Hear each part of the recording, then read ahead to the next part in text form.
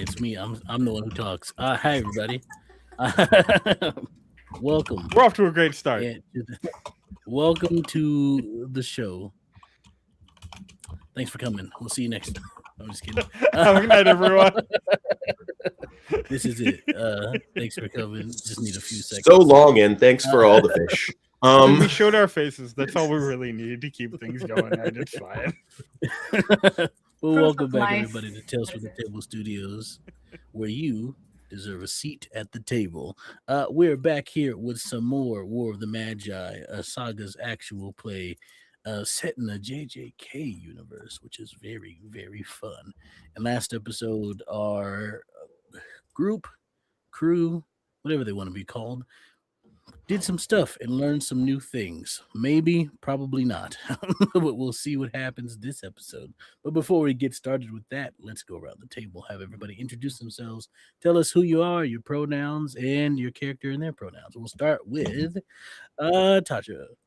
Oh my goodness. Hello. Hi everyone. My name is Natasha. You can find me everywhere at Natasha B Cosplays. I go by she, her pronouns, and as does my character, Mariela Galeon, also known as Mari to everyone. Awesome. And we'll kick it over to Matt. Oh, thank you. I'm Matt, he, him. I'm playing you, he, they, a cook who's being forced to do business school while he'd much rather be making dishes. And I'd like to think that he's possibly fallen in love. It's a love so nice he's done it twice. And I'll popcorn it over to Lion. Amazing. Hey, y'all. It's Drake Lionheart. Most people call me Lion. I use the he pronouns, and today I will be playing Ezra as in Heart, or Ez, or Ease, who also uses they he pronouns, although this is really any and all work for them. And they have also, I think, fallen in love, but with concepts more than with people. It's fine. We're fine. Yeah, and that's me. My brain is soup, but Crystal, I will throw it to you. Yes, my brain is also soup. Hi, I'm Crystal, she, her pronouns. I play Vivian Vu, also she, her pronouns. Yeah. That's all. Last one. Last but certainly not least, Paul. Hey, everybody. I'm Paul. I'm black, and I'm back, and I'm unapologetically black, and I can't even speak today. Everybody's soup. Matt was cooking, and we're all soup today. That's what I've learned. I play Franklin Freeman. He, him pronouns, same as myself. I have not gotten to cut a bunch of promos yet, but I will try to put some butts in seats tonight. And yeah, I think Franklin's just working out and being upset right now, and just determined to not have to do school things for a couple of days. Just very not there. Paul is also slightly tired because we put together a bed and it has Bluetooth, and I don't know how to feel about that because I'm old. But I will let everybody else marinate on that for a while. But now we'll pass it back to Extel so he can kill us all. All right, rocks fall. Good night, everybody. Nailed it. First try. In its entirety. 3 episodes. Thanks for coming by. Still hello, not our I'm shortest Extel. running long-term series. That's wild. Anyway. Oh wait, I know which one it is now. Yeah, you do. You were in it. Yeah. Took me a second. I was like, which one was that? Okay. Yeah, wonderful. Hello everybody. We're here. We're doing stuff. My brain is now soup. I'm Extel. My pronouns are he, him, but they will also vary as I play every other character that exists in this world that is not these 5. So be ready for that. And let's see. I'm also pulling out dice because I forgot to at the beginning here. We're off to a wonderful start. But welcome to episode 3 of War of the Magi. Clash. And let's begin our story here.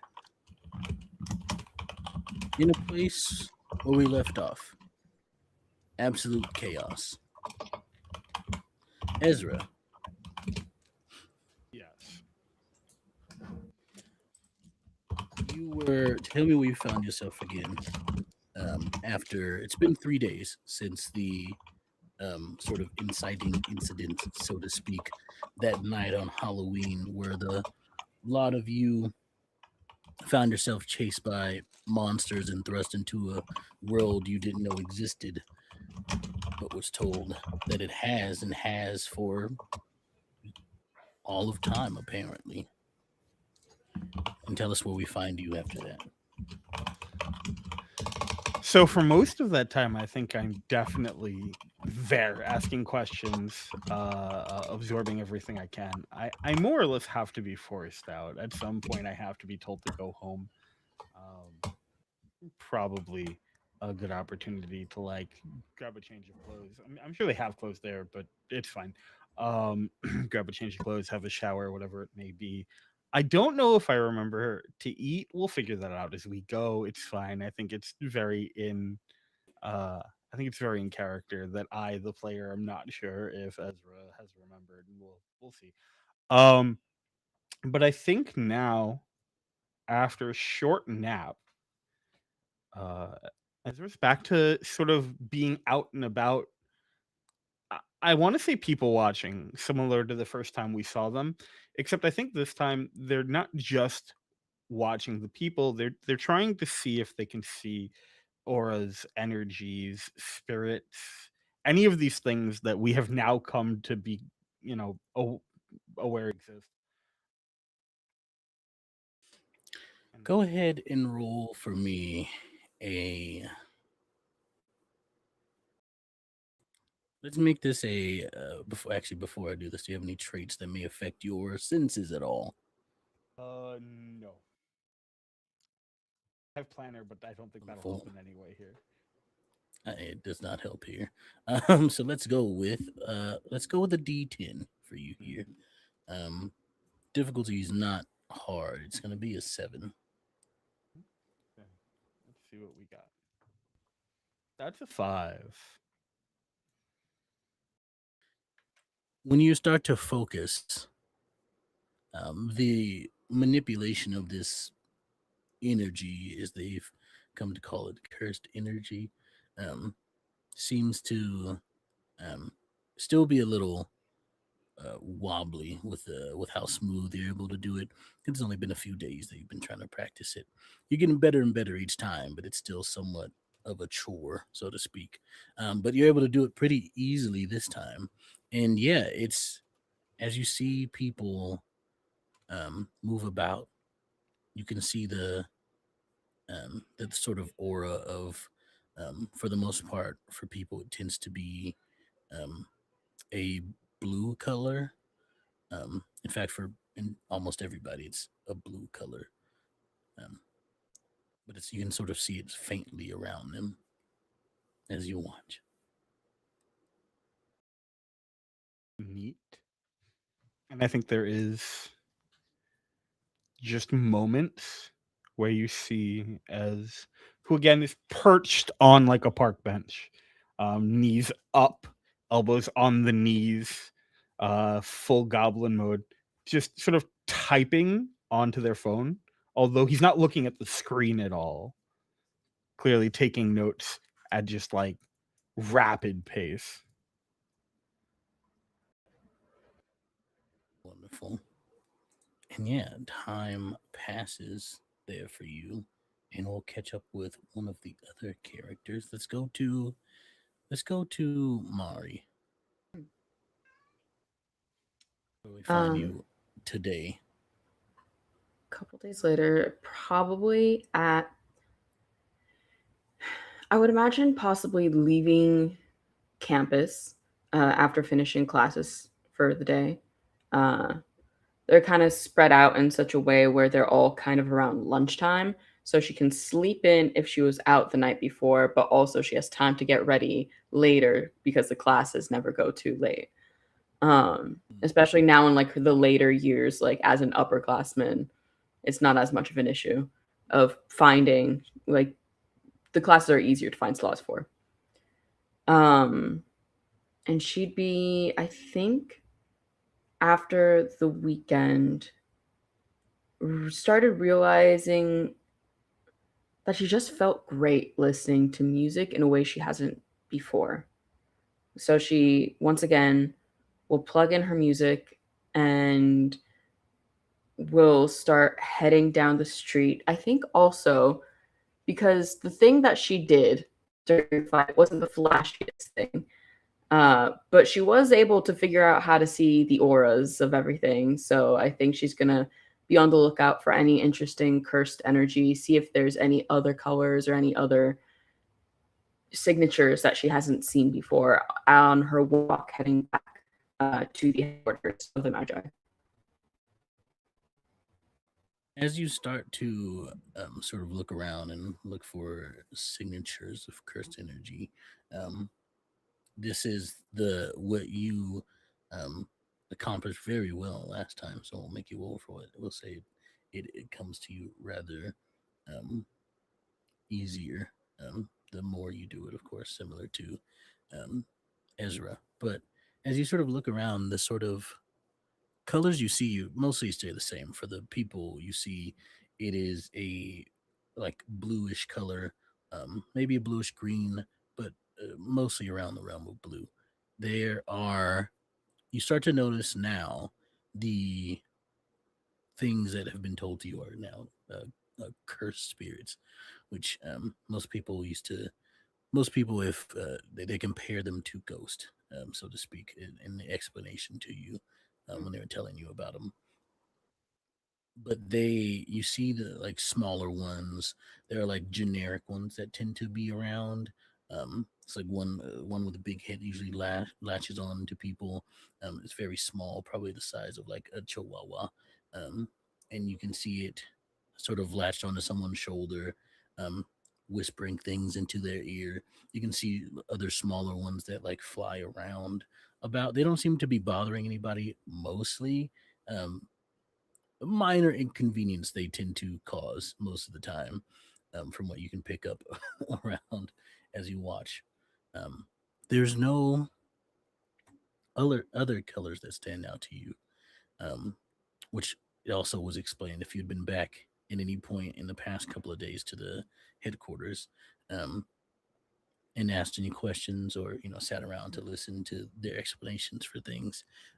They would explain to you that for the most part, for a long time, um, because of the efforts of, um, why am I forgetting her name? The efforts of Vera, um, back in the day, cursed spirits didn't really exist here for a really long time, and more recently they've been back, and it's a very weird thing, so to speak. And they said that sometimes there are larger ones, more powerful ones that may form, and they've been keeping an eye on them within the past year or so. They said they've been starting to come back, and they've been keeping an eye out for more powerful ones, but they haven't run into any ones that are like um,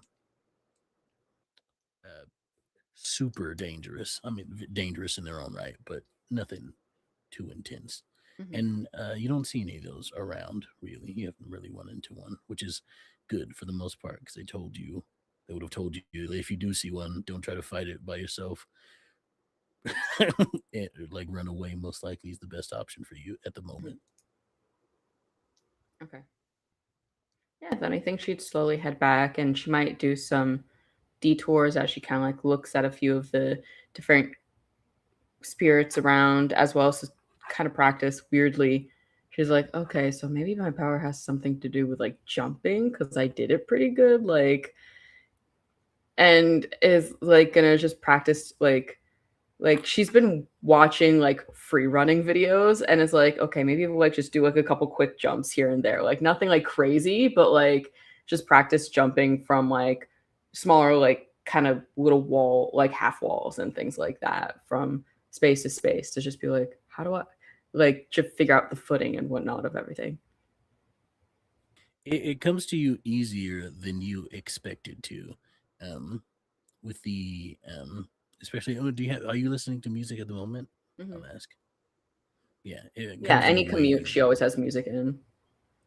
It comes to you way easier than you expected to. I mean, you probably expected it to come pretty easy after the last time and all the acrobatics you were able to do. But this time, yeah, even more so. Um, now that it seems you have a better handle on it somewhat after you've just been practicing a little bit every now and again when you could. And yeah, it comes to you very fluidly. The leaping or the jumping, climbing, whatever you're trying to do on the way, is almost second nature. Yeah, she eventually From does make there, it back. Mhm. as you continue your way back to headquarters, let's catch up with you. You, where do we find you? So if there's a Where do we find kitchen you? at our headquarters, then he would be there. You find if you go to the kitchen, if I'll ask you how many times have you done this? Have you been there? Like, is this your first time going, or is this like day 3 of 3 of going to the kitchen? You know what I mean? Look, let's. I mean, we could do like a little montage of him showing up, and like he's spent most of his time in there, um, trying to grill the rest of the staff as far as what Leah likes to eat. Wonderful. We'll cut back a little bit then to the first day Okay, for a little bit. I great. said a little bit so much there, but it's fine. So we'll cut back to the day after Halloween. Okay. You go into the kitchen. There you would find a familiar face, actually. Jamie, one who works at um, Vivi's dad's restaurant. What? Oh, hey, What are you he's doing in there here? making some pancakes. I work here. So we've Oh, known each did other for. those Sorry, go meatballs ahead. come in handy for you? Yeah, they were delicious. Nice. I'm glad. So we've cooked together whenever Mr. Vu lets me in the back. Yeah. Why didn't you tell me you were a superhero?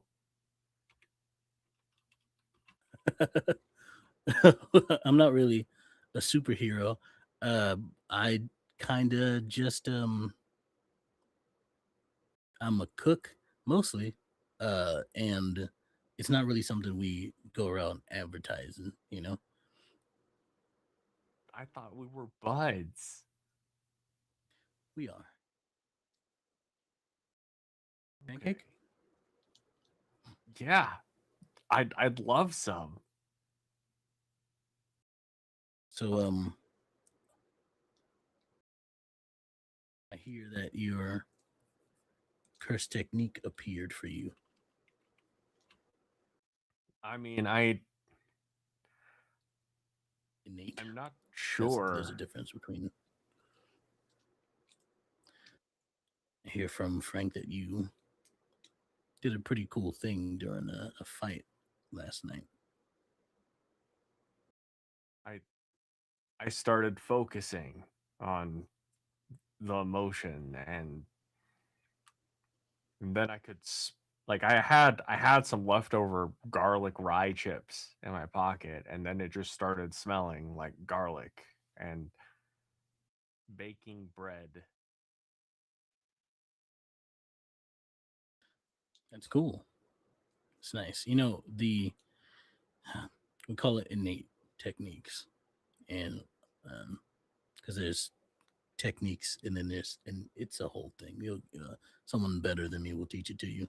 But the point is that you seem to have one. Not everyone gets one, and that's pretty cool. Okay. What? You might be like me.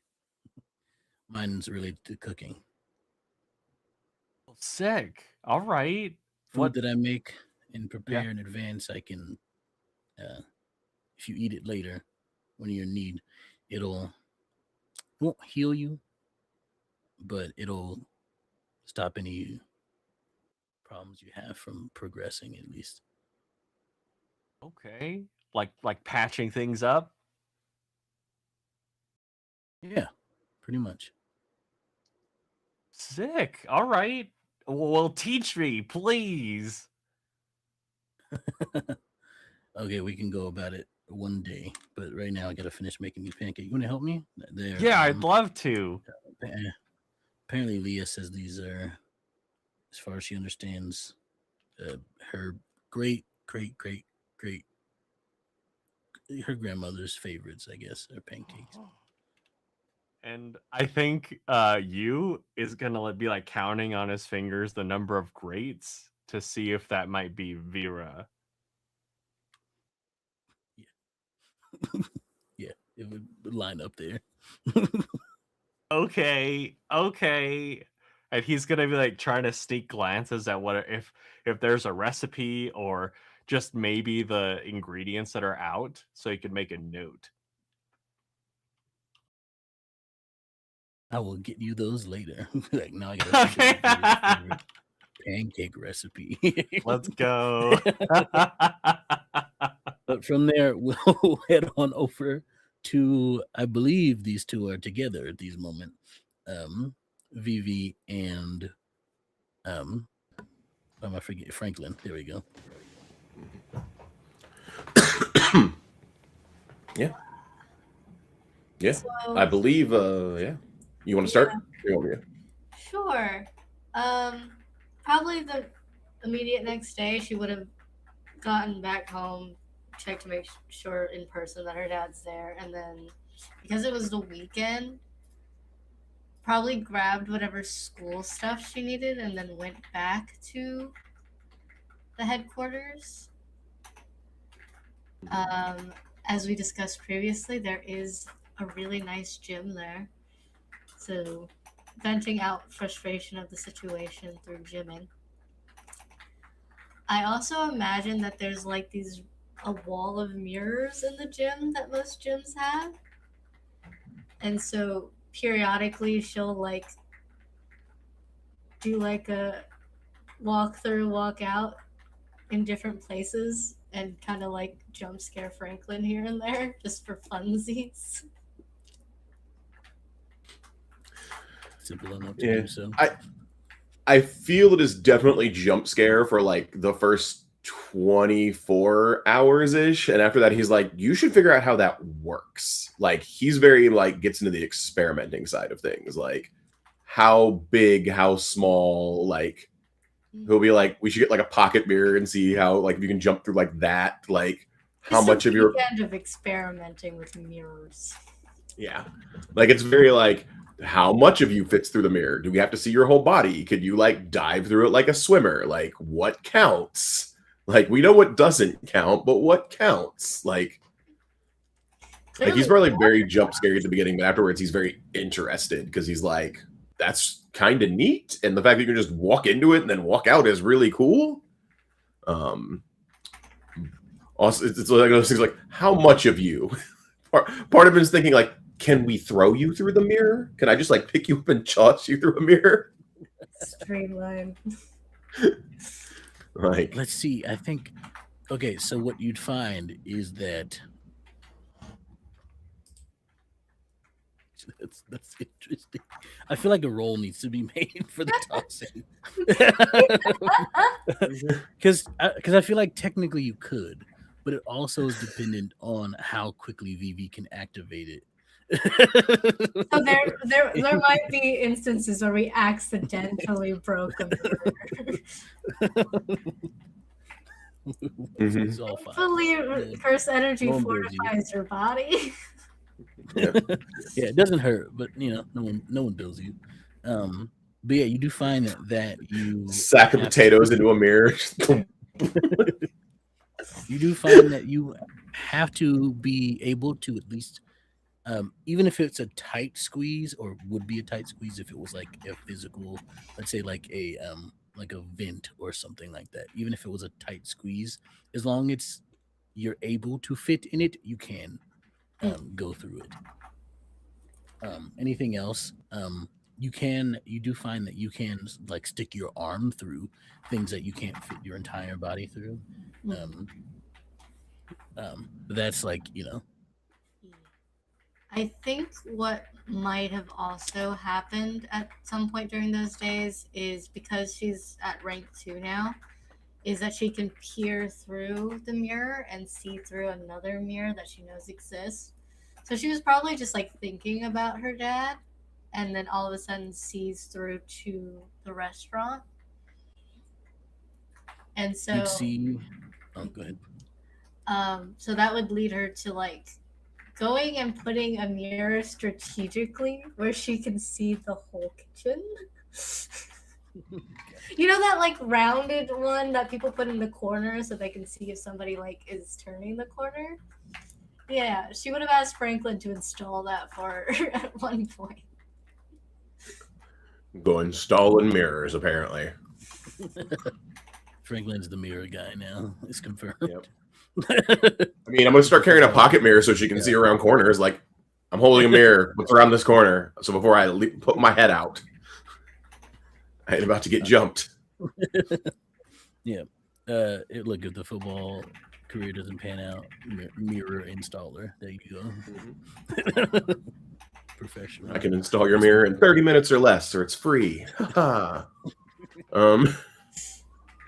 yeah, no, I think Franklin's been working out a lot. I think the distraction of trying to figure out how VV's power works is also just amusing, because I think at some point in time he just picked up a mirror and tried to see if like he could put like I feel like the shaping size of it is like, well, is it just what your body is reflected, or does you physically have to be in the mirror? So I think we progressively tried to get smaller and smaller mirrors as Franklin was like lifting them and trying to like not dropping them on her, but like, can you get through now? Can we get through now?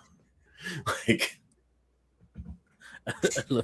I love that all the experimenting is going towards Vivi's curse technique and not towards your own. I mean, mine feels pretty confident in I take a punch. Like, I feel that's just innately like, and as much as I love Vivi, I don't think she's gonna be like, I'm gonna throw some kicks on you. Let's see how this works out. Like, I think the only way to train my technique is if somebody use me as a speed bag, and I'm too angry for that right now. Like, I am not in the place to get punched. Like, Franklin and Mario are really in the spot of like, I guess we can get hit pretty good, but yeah, for now, I guess I can face tank, which feels appropriate. So let's do that. Like that. But you teleport through mirrors. That feels like we need to learn a thing.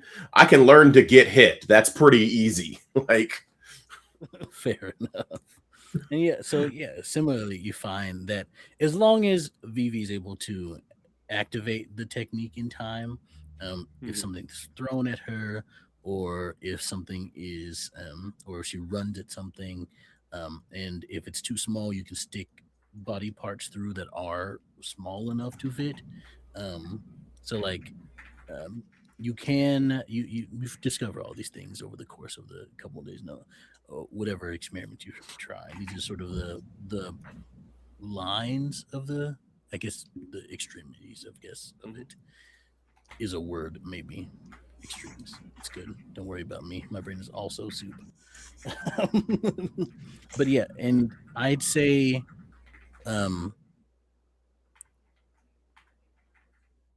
that you'd also discover if you spent too long in there, when you came back out, things like you'd be confusing your left and your right. Like it'd be like, whoa. No, it's right. Oh, it's to the right. Wait, sorry. Yeah, Yeah. It'd be very much like reverse, like shout out mirrored. Your senses would be for a little bit, not for too long. It just is a kickback if you spend too long in there. Maybe depending on the length of time you spend in there, it extends. So like if you're in there for, let's say, arbitrary amount of time, if you spent like 10 minutes in there, you'd come out in 5 minutes of that would be like, well, wait a second. That. I do text my mom and my sisters to make sure their Halloweens went fine. It's way more disguised as a everybody have a good Halloween group text than a something weird happened to me group text because I don't want them to worry or get upset. And then I will also text Ezra because I know Ezra like explored this place. Does this place have a commissary?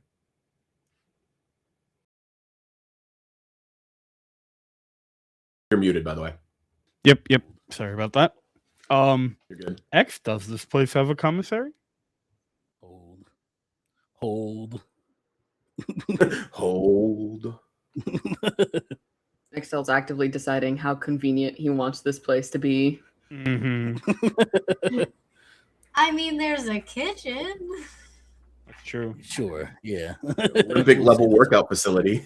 Do they have a Yeah. commissary? Yeah, we'll say this commissary.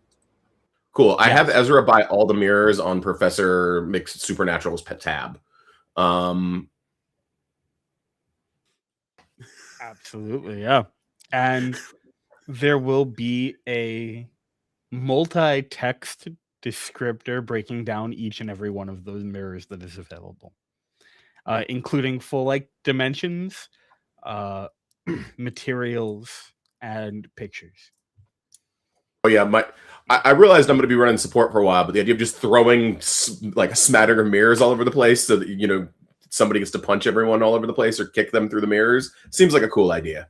So Love to see it. Should we Love to make see it. breastplates for Franklin and I, since we'll likely be in melee, to just have mirrors on us at all times? possibly, but that is a great idea to add on. Right now, my thought is just throwing a shard of mirrors out so you can like spam kick Blink style from X-Men. But I love that, and you should totally suggest it in character. But I don't know how to make mirrored breastplates. But somebody here does. Like, we'll go crazy on this. We love to see it. And we'll say after some time passes, and you all at some point come together, which you're most likely to do. Is there anything you discuss before? We'll say that there was a sort of meeting called for a lot of you to discuss things further about the events and how this will all proceed for you all. And you have some time before anyone comes in the room to discuss them amongst yourselves. Kind of taking off our headphones.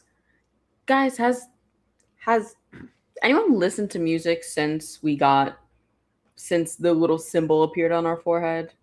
I mean, I haven't is like it- taken the time to listen to it exactly, but like I've heard music. I'm sure I've heard music at some point. Has it Since felt amazing? Like, I wonder if it has anything to do with, like, if the things they want to fight are bad vibes. What if, because music is so good, it helps us? And that's what it makes us stronger or like feel better. I understand where the thought process is going, but like we've been blasting music in the gym, and I don't think it's really affected anything. Franklin? Yeah, it hasn't really been super. Like, it hasn't not been good. I mean, it's music. It's solid, but I haven't had any like, music makes me lose control moments or anything, right? Okay, I have a thought. Sorry, I have a thought. Gonna double check because I think it's very easy to prove. Has anyone used a fork at all since that first night? Yeah, I ate. Yeah. And has there been any multiple number of forks falling out of the sky for anyone, anything like that whatsoever? That is all yours, Betty. Okay, cool. So I think the music thing might just be for you, Mari. Just a thought. I think that there's a level of uniqueness. I know that, like, from what I've been reading and from what I've been having explained to me, it does seem like there is a couple of like baselines that we all have, things that either we all can do or will be able to do with enough training and understanding of the way that the energies work. But a lot of it is actually kind of on a case-to-case basis. So I think when it comes to the music, it's probably just something that's gonna work for you. Fun. Probably. And your cool. superpower is cutlery?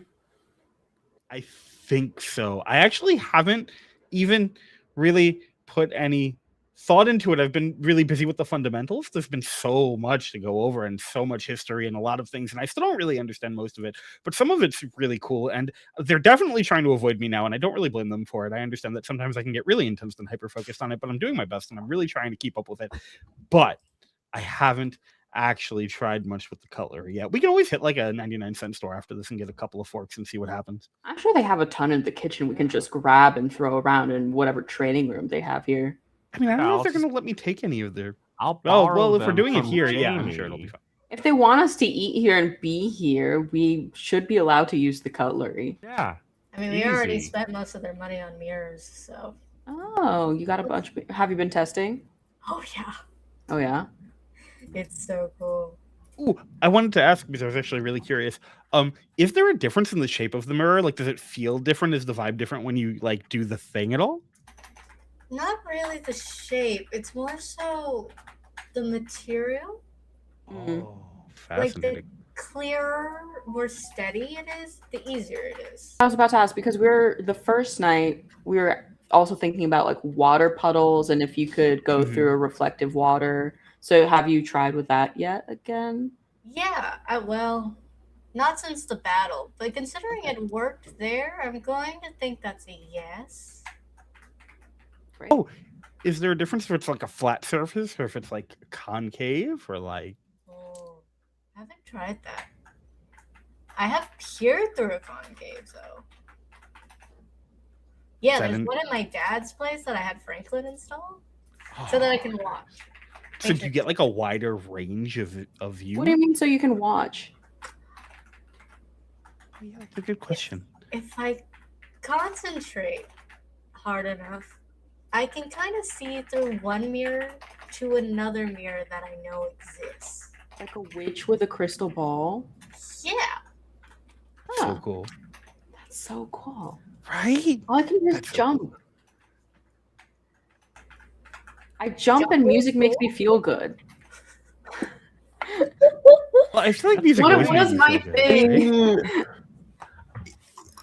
Franklin looks at Mariam like, that is kind of you. You do jump around and music does make you feel good. That is aesthetically your vibe.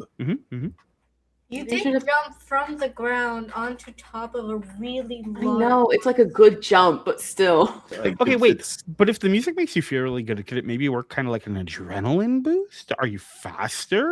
I haven't really noticed. I have been trying to learn how to do parkour since I did the jump. And I did fall once while listening to music, and it hurt less than I thought it would. Okay. All right. So that might be a thing. Have you tried listening to different kinds of music? Ooh, Not yeah. really, no, not yet. Oh. See what like a waltz does, and maybe like I don't know, some reggae.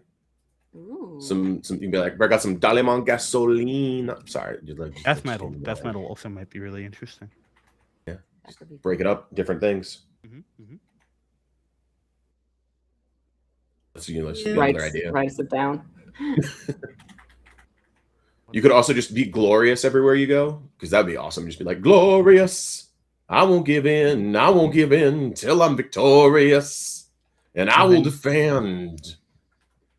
Do I need to buy a boombox to bring everywhere, I guess? Yes. Now? Okay, but even if you Yes. didn't have to, why wouldn't you? Now you Yeah, have like an amazing excuse. have to and should you are two very different things. And I don't mind having entrance music everywhere we go. Like that is good to kind know, of good to like know.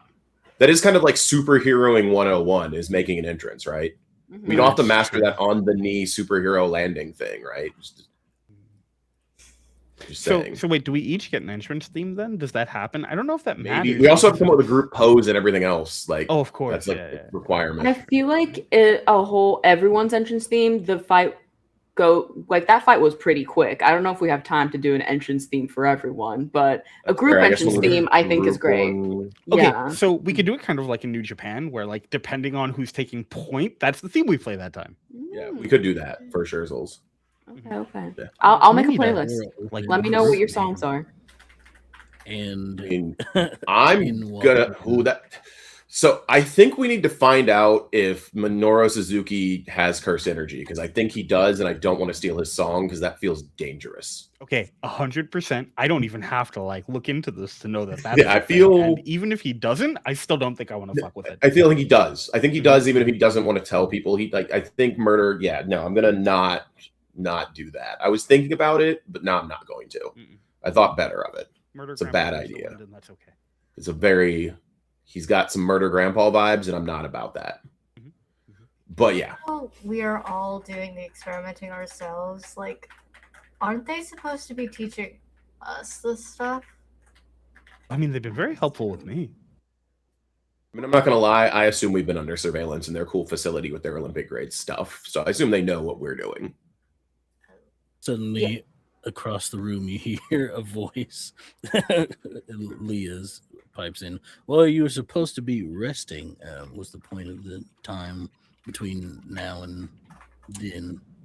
And but I'm glad to Games see don't that take you're breaks, energetic. so I'm very confused about that. Is resting? We I didn't feel like pretty go beat rested. anything up. Games are resting. Having fun is resting. I need to get an Fair A enough. in this next class, so I was doing that. Which class? Either way, we were taking a break before we to give you time to adjust before we thrust more stuff onto you. You seemed pretty overwhelmed the other night, so I didn't want to throw everything all at you all at once. So considerate. Yeah, we live in 3 Americas now, not 2. Come on, like I don't know why we wouldn't be overwhelmed. Exactly. There's But- white America, brown America, and cursed energy America. That's the 3rd America.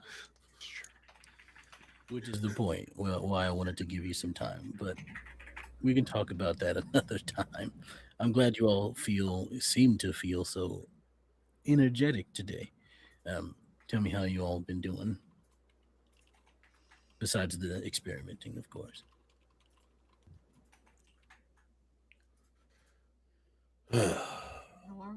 Like physically, emotionally, mentally, spiritually.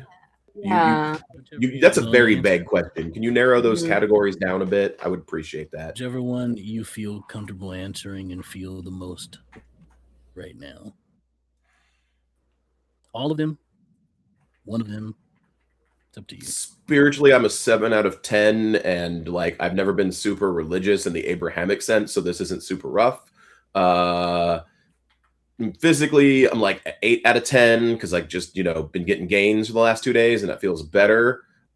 Mentally, I'm like a 4 because I'm annoyed at a professor who is like I'm kind of annoyed. I'm not gonna lie, I'm just annoyed at the professor. And I don't know when that's going to pass. I'm in my feelings about that, and that may remain so. And I will pass the question on to the next person that would like to answer the trifecta of how do you feel? I was meaning to ask, does the rowing machine work here? Because it's been broken at the school's facility for like the last few weeks. The rowing machine works here. It's good. Okay, good to know. Yeah, everything should be fine. We keep maintenance up on everything pretty well. Feeling like I should maybe call my parents. I haven't really talked to them in the last few days. My mom, other than texting. That's a good idea. You should do that. Yeah. It's hard when they're in a different time zone. Feeling good. I feel like I did good on this recent assignment. And then I've been learning parkour, so that's just a fun new skill to incorporate into my everyday life. Nice. Good to And hear so apparently many of you being I'm so good at it. physically active. Understandably so. Anyone else would like to answer? You don't have to. It's no pressure. Give me one moment, and you is gonna run over to the kitchen and take out, after maybe several days of experimenting, the latest and his so far greatest batch of the great grandmother's recipe pancakes. Here you go. This is what I've been working on. We all just grabbed one, thinking it was for everyone. Before a second person can grab one, you see Vera walks into the room and he yoinks the plate and sits at the edge of the at the end of the table on the other side. As Kicks soon her as feet up and is Vera, like, "Ooh." as soon as Vera walks in, I just like act natural. That was not very New She- Day of you. That was not very New She- Day of you at all. Pancakes are for everyone. Oh, of her. Okay. I was about to say of me. I'm like, I feel like they'd strike a pose when someone they like enters a room. Absolutely New Day would. She's just like, No, just stealing like, all the "Listen, pancakes you is not very know," New Day of you. It's true. She's like, listen, you got to be quicker than that, okay? One of you got it. Yeah, I That's did. enough. Split that up. How's it going? What are we talking about in here? I think we were just talking about how it's going. I think that was the vibe when you Oh, came in. nice. Don't mind me. Is there any syrup for this? Do you have any, like? Yes. I'll be right back. And he's gonna run and grab as many bottles you're of wonderful. syrup Thank you. as possible. You're fantastic. I appreciate you. You're amazing, and for that, I'll remember your name. Thank you. I love the love triangle for me.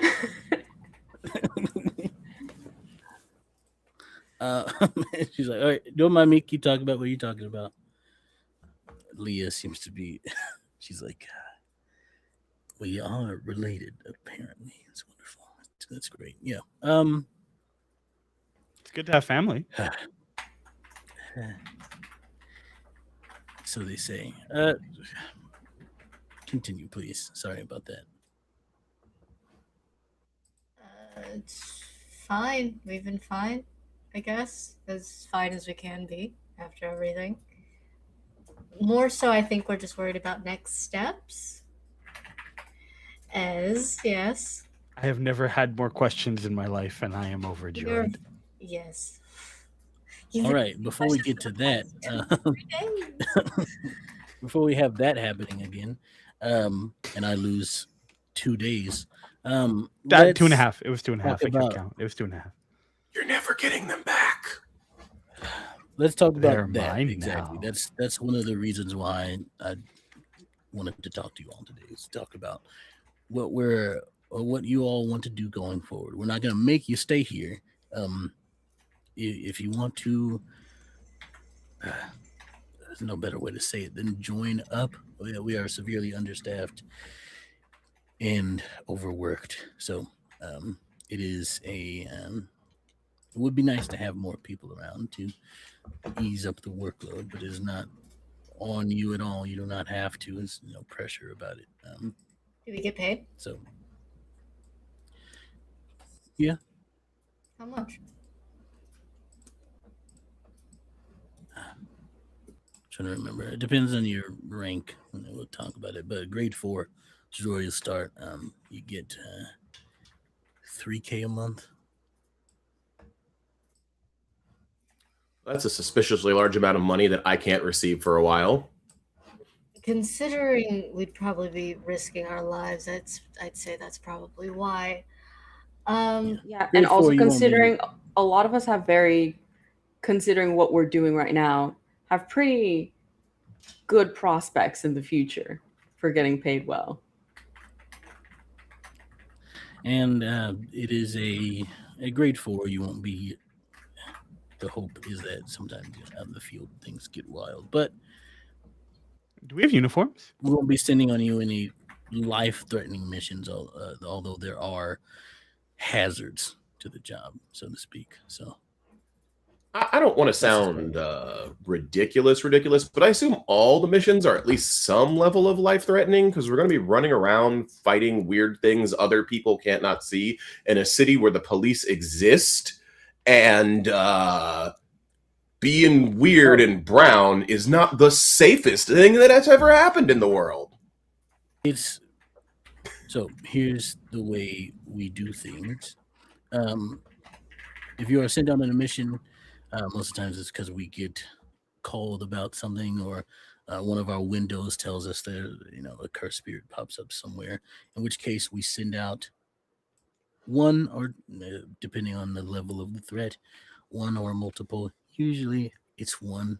Again, understaffed, overworked, but we'll send out a magi to go deal with it, and along with a window who will set up. We have a lot of ways to make it work. Essentially, a lot of. You ever seen? Did you see that? Did you see that sort of like barricade up downtown? There was like a the cordoned off section of the city, little area of this building. So there was a gas Nope. leak. Oh, you have like cover stories and stuff that keep people off our backs when we're doing things, is what I'm hearing. Yeah. I Do you have overheard to- that someone could do a thing where you could set up a thing that's not like a barricade that other people could see, but like a spot that would make it so that people don't go there.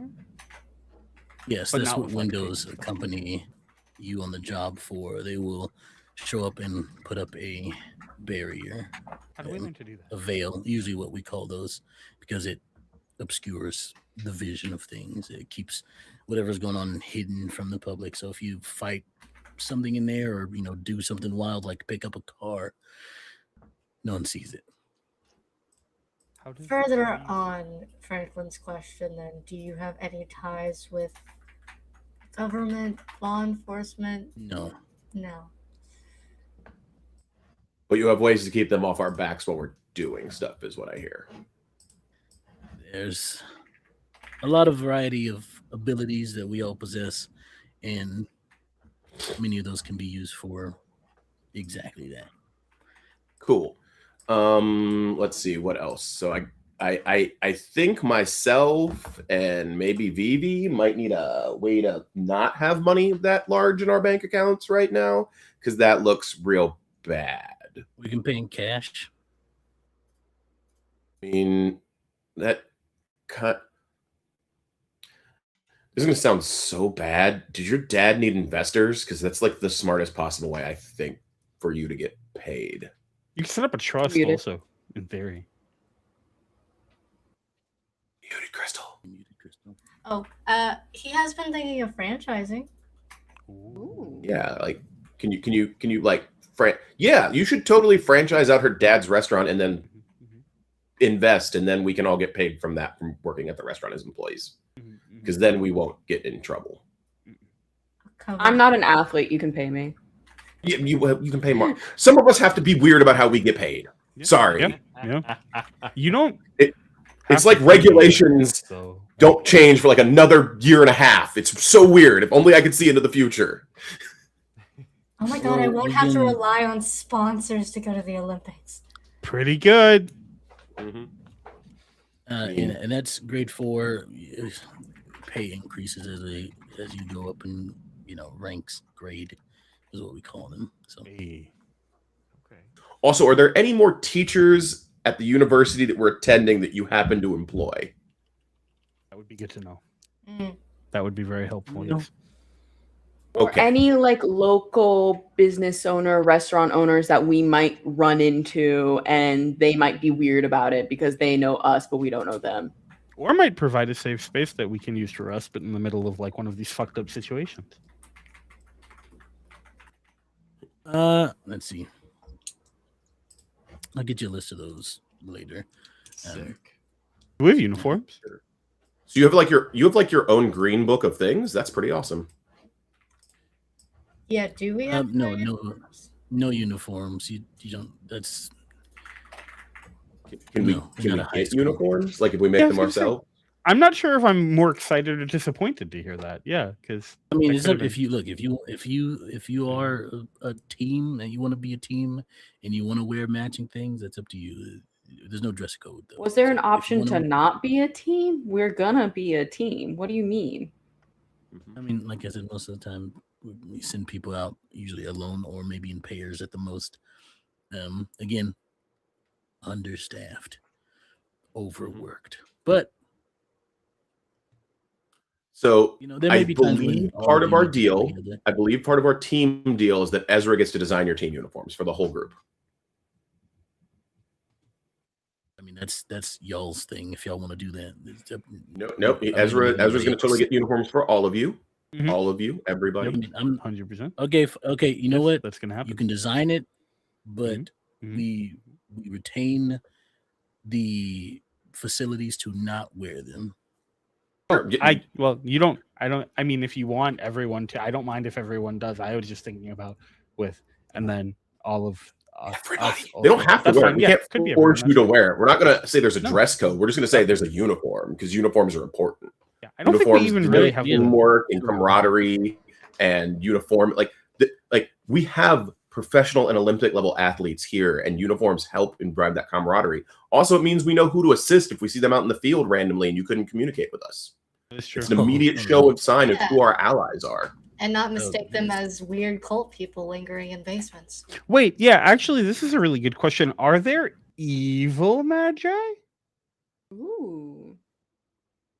Yeah, there are people who don't join up or are even unaware of us as an organization and use their abilities for their own personal gain, sometimes in a lot of ways harmful to others, although it hasn't really been a problem since, it's only come up the past year or so when there were more. It's like if they don't have a uniform, we could just immediately tell they're not on our team.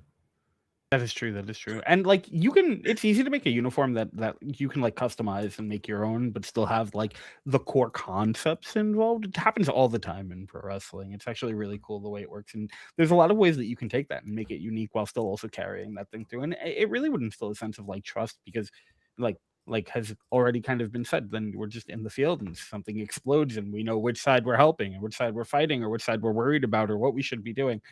It's just a really good way to do things.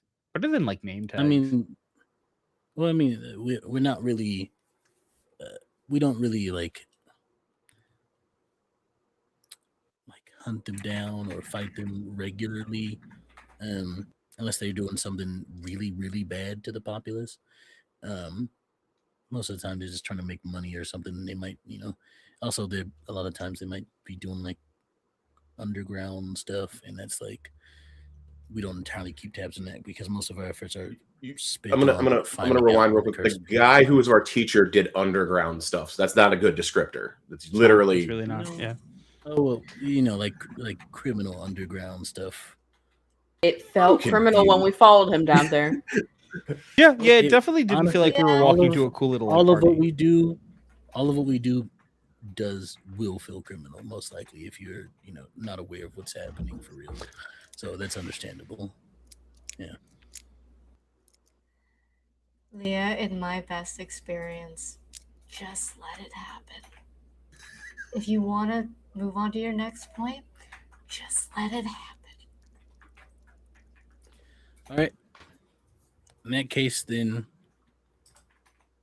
answer I would like to have, if you don't mind. Do you want to or not want to continue with us? we're clearly hanging out here. It's clearly super limited. You're clearly voted the fact that you're understaffed, overworked, need the help. We have a limited power and resource that other people don't have. It would be ethically dubious for us not to stay and help. That's true. It's very true. The morality of it's pretty straightforward. Yeah, like you gave us the illusion of choice, but as genuinely good people in the sense of like we're not douchebags that do douchebaggy things, and we see ourselves as mostly baby faces. We're gonna help. See, a baby face is the good guy in professional wrestling, meaning that we're here to do the good thing. Well, to be fair, it's I don't the like super like white meat good guy. It doesn't have to be. We don't have to be baby faces. We could just be faces. Well, some of us could be We're faces. clearly going I don't face, really but yeah, I know. I'm giving.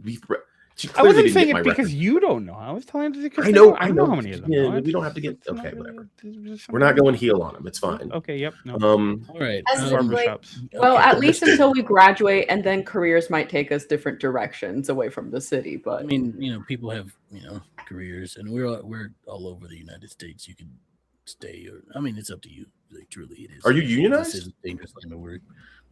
Okay. All right. Just making sure. how So we if get a you're union not? card. Yeah, if you're like secret, how does that work? Yeah, I feel Doesn't like in mean the we can't. union Like, what that are you you have is registered just gonna with? be Yeah, what's yeah, the kind of Doesn't hierarchy? mean we can't take care of our Yes. people. Yeah. We're an LLC. It's a whole thing. I assume, yeah.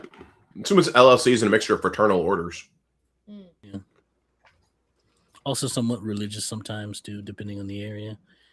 That way they don't get taxed. You're pretty good.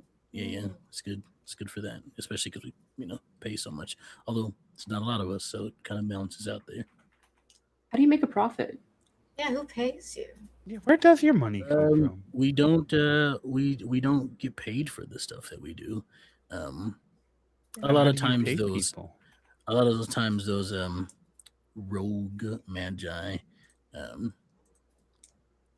they will tend to we call them warlocks. A lot of times warlocks will do what we do, but for money. Like someone's like, you ever seen the movie Poltergeist or whatever? Sometimes they'll pose as like a priest or whatever, and they'll like be like a medium, and they'll be like, I'm gonna exercise this ghost for you for this money, and then that's what they'll do. Oh, Like I said, sorry. not all of them are. Poltergeist. I haven't seen that. I was thinking of The Exorcist since you That's have to a whole watch different it. thing. I just assumed they're going to okay. be like seeing the movie was about Warlock to say. about warlocks that are evil and do warlock evil shit. Like that felt like the right. I'm crazy. I mean, but also, who here hasn't seen it and then gone to the Exorcist stairs and then like posed? I mean, I That's haven't, super but I've fair. taken pictures of you doing it. I have not. That counts. A lot of my time spent here, but I was about to ask. Wait, is this Vera talking, referencing The Exorcist? this is Leah. Okay. Vera has been quietly scarfing Gotcha. down the pancakes, which are now Vera, this is the first time Vera has not been talking because pancakes. Like we found the way to make Vera be silent. You just throw some pancakes down and break out the trombone, and you're good. Like,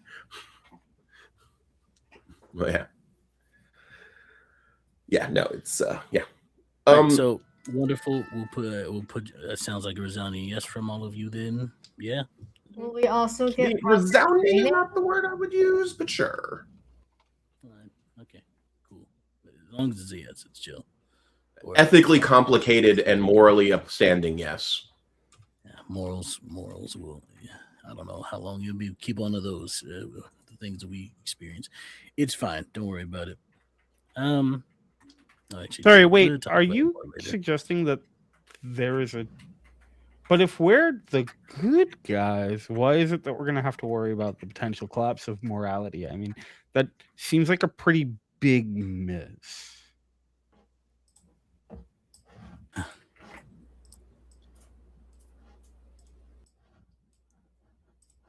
We're around Agree. to keep the curses from doing too much. It's a treating of the symptom rather than treating the illness itself, so to speak. And unfortunately, we're not able to be everywhere and do everything for people. And a lot of times, unfortunately, you're going to see some unspeakable things, horrible things. People die gruesome deaths to these spirits. They aren't nice and never pretty. Sometimes a choice of if this thing is too strong for you, of if you die fighting, protecting someone, or if you leave someone behind.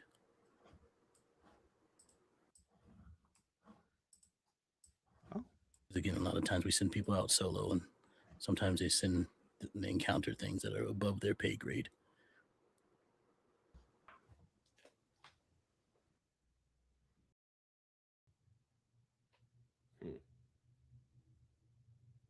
Stick to what you can.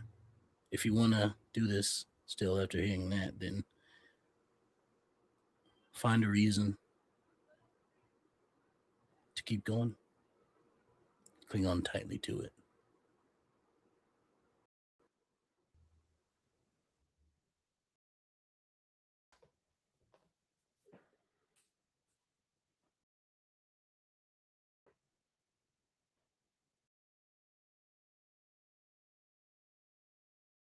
All right. Sorry to sour the mood there. But I can get into the explanations of how we grade things and what it means to be a grade 4 sorcerer. Magi, interchangeable terms sometimes.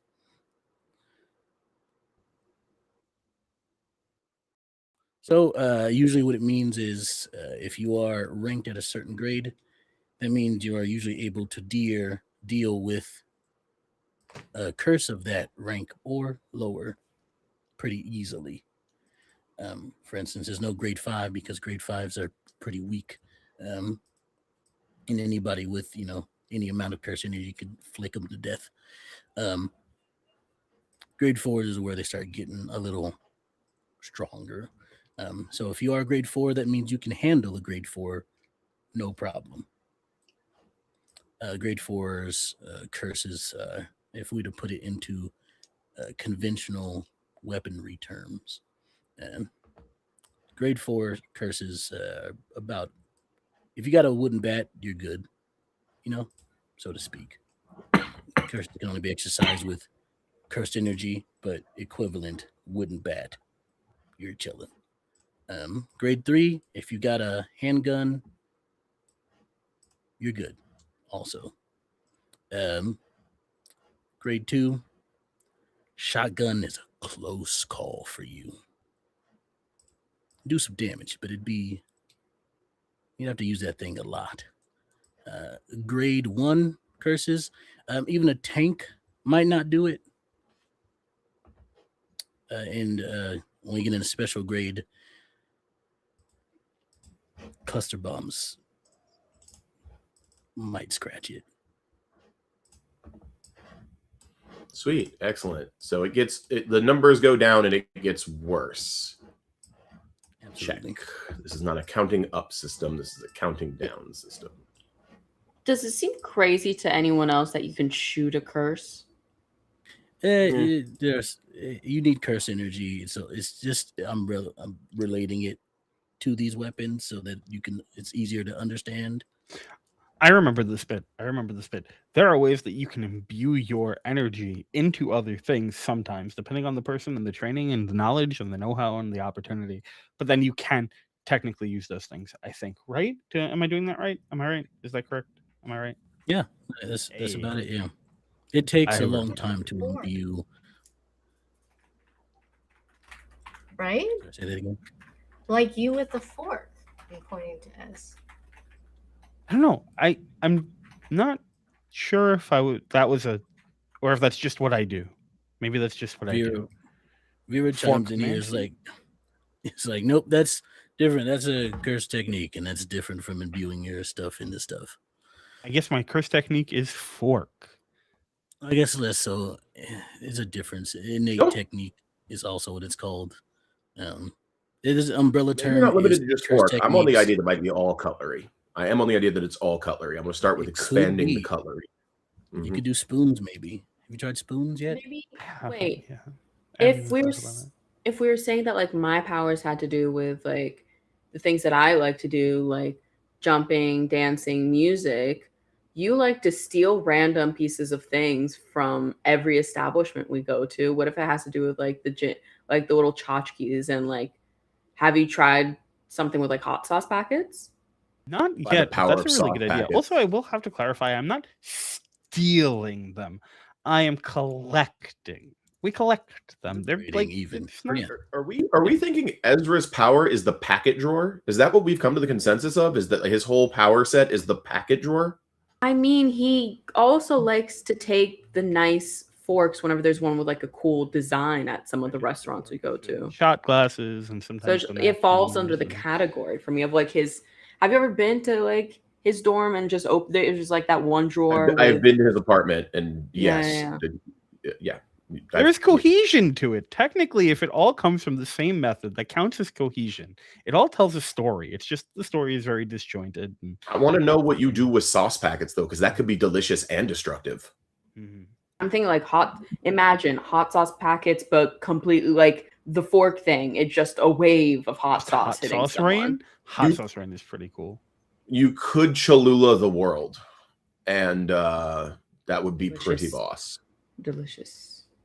I don't know if Um, you has a combo flavor for that, but definitely get like a combo flavor with you, and then it's Cholula plus whatever you use. If you Vivi is use down. Vivi is like, what is this flavor combination? I can see it in the face with the thing. Yeah. This if is you good. use Cholula, use the jalapeno Cholula. Oh, I to like sort the of chime Chipotle in here. Cholula. No, look. So the way Like, so innate fresh. I techniques love work, jalapeno. right, is that like umbrella term. This is Vera speaking.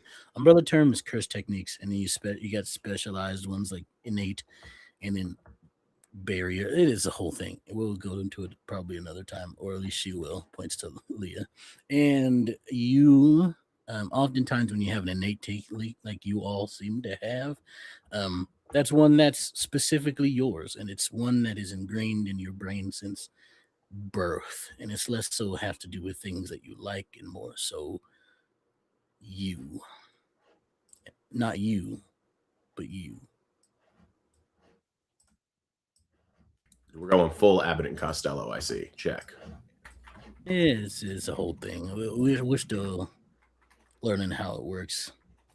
We think it's somewhere around the prefrontal lobe or something like that, cortex. Well, then it would have to be developed, not something innate.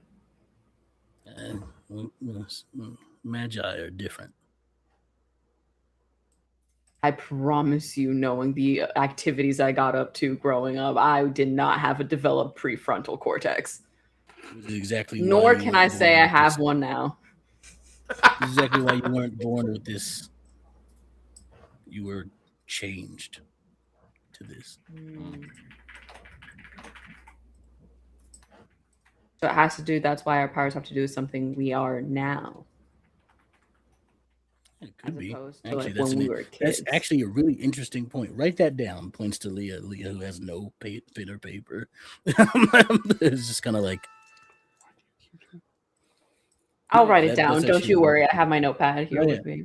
Thank you. You're wonderful. Thank you. I'll remember your name too. But yeah,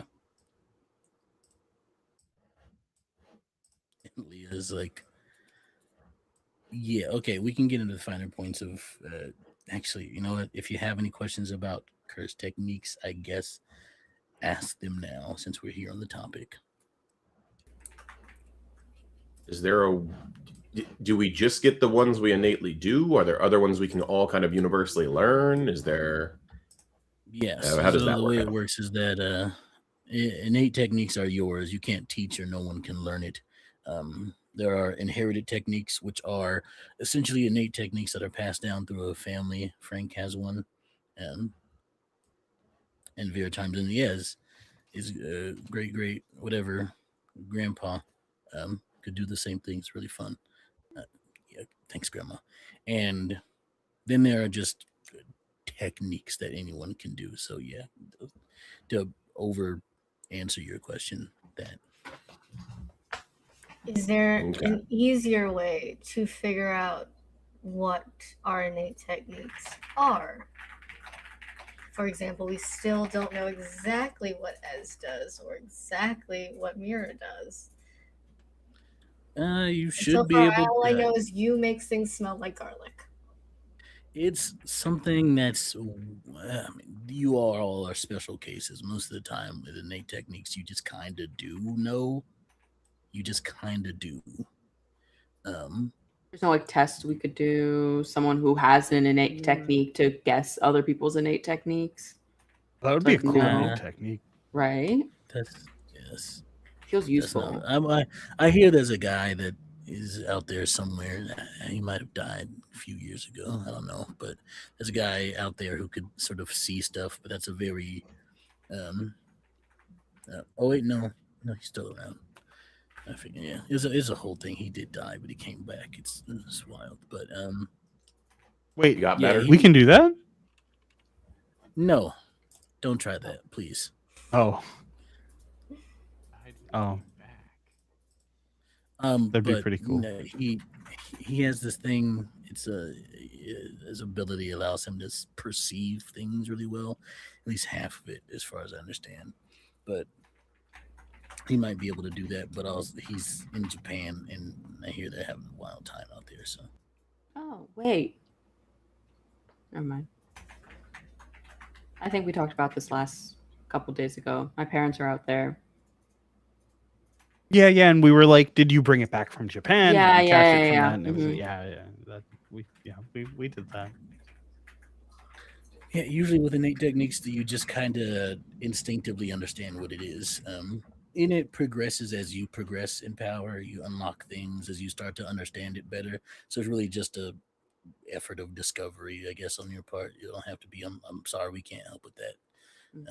I wish we could. Honestly, I really do, but that is just kind of how it works. Unfortunately, it's a thing. So we're playing it by ear, is what I'm hearing. Mostly, yeah. Alrighty. I mean, there are worse things that I don't know. I don't know where I'm going. Oh, We you're can not wrong. teach There are you- definitely worse things.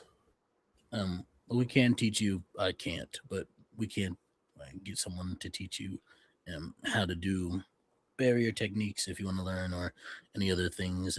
We recently got a guy who knows how to do simple domains, so that's fun. That's What- you kind of put not- an area around yourself to protect yourself from Ooh. domain expansions and things like that. It's for people who don't have them. I believe you saw my grandma do it the other night. So sort of pinnacle of your innate technique manifest physically in the world, so to speak. It's a really powerful move. A lot of stuff happens in it. Guaranteed hit effect. Let's see. You get guaranteed hit. You depend. Sometimes it depends on the person and how it works for them. But the basis things, guaranteed hit. Your curse energy and stuff, I think is really, really good and smooth in there. Even if someone tries to block it, they will get hit unless they do it like a symbol domain. And hence why it's pretty good to learn that, especially at earlier stages, because if you run into someone that has a domain expansion, you kind of cooked. So if we hear about people talking about domain expansion, go the other way. Yeah, run away as fast as you can. Could do that. Okay, so don't ask you the gingerbread man. Check. All right.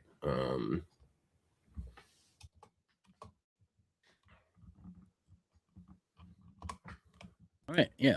All right, so with that, then we'll do a bit of a test for y'all, if you don't mind, just to see where you land. Truly, we're gonna put you in grade 4 on paper, but we can see if any of you are strong enough to advance higher than that at this point in time. And we're gonna spar. You can meet me in the gym in about like 30 minutes. I got some paperwork gotta get done. Your paperwork, but yeah.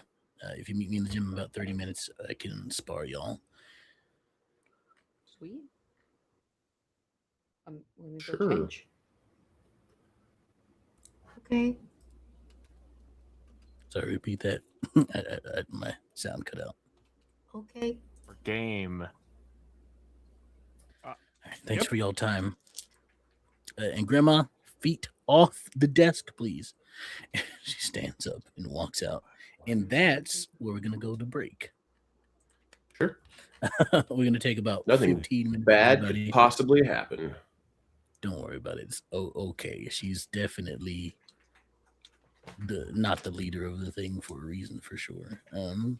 There's definitely no reason she's the leader of here. Anyway, No one's we'll gonna see die in y'all a soon. training scene.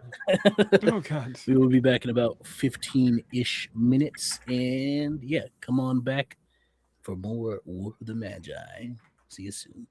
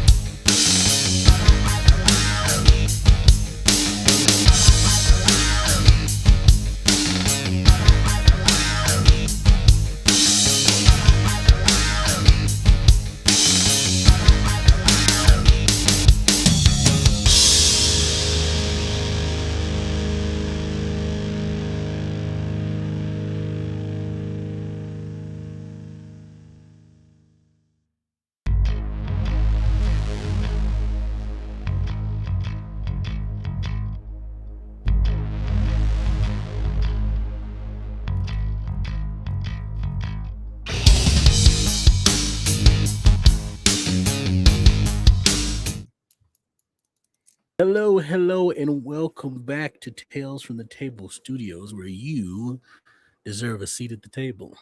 We're back from our break. We had a good time. We hope you did too, and hope you took care of yourself, stretched your legs, drank some water, did all the things that you needed to do to take care of yourself. And now we're about to see this entire crew of characters get wrecked. Thanks. No Look, I gotta confidence throw in in some us motivation. whatsoever. No, don't Just worry about as it. It's all good. flying back and forth across stream for the next hour. It's all fun. Everything's great. Everything's great. So, without further ado, we'll hop back into Ep.3, Clash of War of the Magi. Some time passes, 30 minutes exactly on the dot, as you wait for Leah. Vera has also decided to sort of sit in the room, and she's sitting on one of the um, what was it, the weight? No, what is it? The bench press benches, and she's just sort of sitting there. I don't go to a gym, y'all. Don't look at me. I do We're calisthenics. looking right at you, Just- making eye Just contact. call it a bench. Just a bench. Just a bench, yeah. Listen, It's not listen just here. a bench, guys. Bench It's a way of pressing. life. Yeah, it's a code. I don't know who I am right now, but yes, she's sort of sitting there. She's gotten some popcorn now because she's discovered popcorn and she loves it. She's She found out about discovered popcorn and she Shit. loves it. That's she found out It's about not on the popcorn and she's like, list. "Wow, Popcorn. this is wonderful." She didn't have popcorn back then. She didn't eat any popcorn, or like popcorn's Never super heard. old, actually. yeah. Uh huh. We're about Popcorn's to- like been around. like, Long I don't know if you know this, homie. Listen. Popcorn's not new. They used to put it on a kettle Listen, and with a little bit of oil. It's a thing. She went from look. She had a wild life, and most of it was spent killing cursed Without popcorn. and she was Popcorn the main one list. doing it. Very popcornless. What's important is that she likes it, and now we know she likes it. Yeah, that's see. Thank you, Matt. I know that's you speaking through you, but Yes. I just looked it up. Evidence of popcorn dating back at least 5,600 years. I don't know what you want me to do. Okay, she didn't know about it. That's what we're going with. She didn't know about Just a popcorn. She's Google one search person. word. That's all we're asking from you is the sales winner. One Google She- search word. I have made an executive decision. She did not know about popcorn her entire life until now. Fair. She had never heard of it. Fun. Listen, people can go their whole lives without hearing about a certain type of food. No, legit. I'm not arguing that. Absolutely. I'm not saying she can't know about a thing. We're just saying it was around. It's not new. It's not, new in town. She's discovered it for herself and she's enjoying Mhm. it. It's a popcorn journey of self-discovery. We hear you. There you go. We're happy for her. Thank you. On behalf of her, I say thank you. And she says thank you too. Where were we? Yes, She's eating popcorn. She's eating popcorn on the bench. She was over on the bench, and it takes again on the dot is when Leah walks in. She's wearing a tank top and a pair of sweatpants, both black.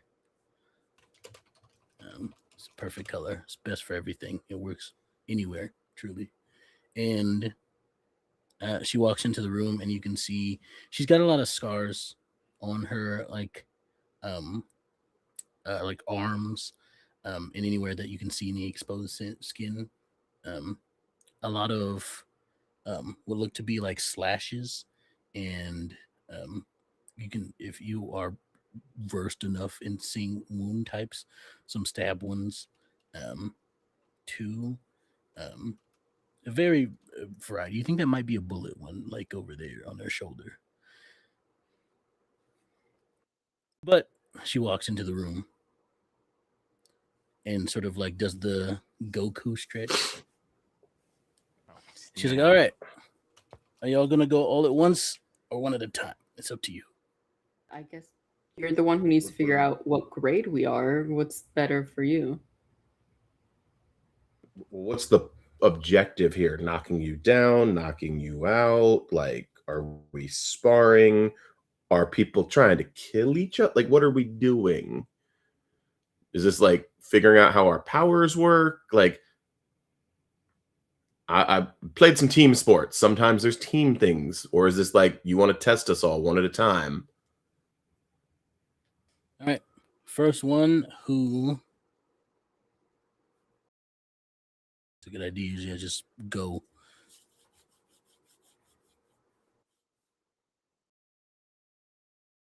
She's actually not thought about this. Maybe while she's considering, you pops in. He's late. He pops in with a charcuterie board, and because he's had some instruction with the familiar face in the kitchen, he's gonna tell everyone, hey, hurry up, get a bite of this real quick before we fight. I grab a nice little spread. I don't pair anything. I just take a handful and shove it in my mouth. No, mine is like a very particular stack. It's like No, I don't even Lunchable. I'm like, what is this? As the middle ground between those, I take one of every single thing, and then eat it. That's why I love you, Ezra. I take one of everything. Knowing that she's about to exercise, she probably just takes mostly crackers and protein. Whatever's left, Vera takes. She walks over and is like, all right, now that y'all have had some, yoink. She does. Yeah. And if I may, everyone gets one temporary HP. Yay.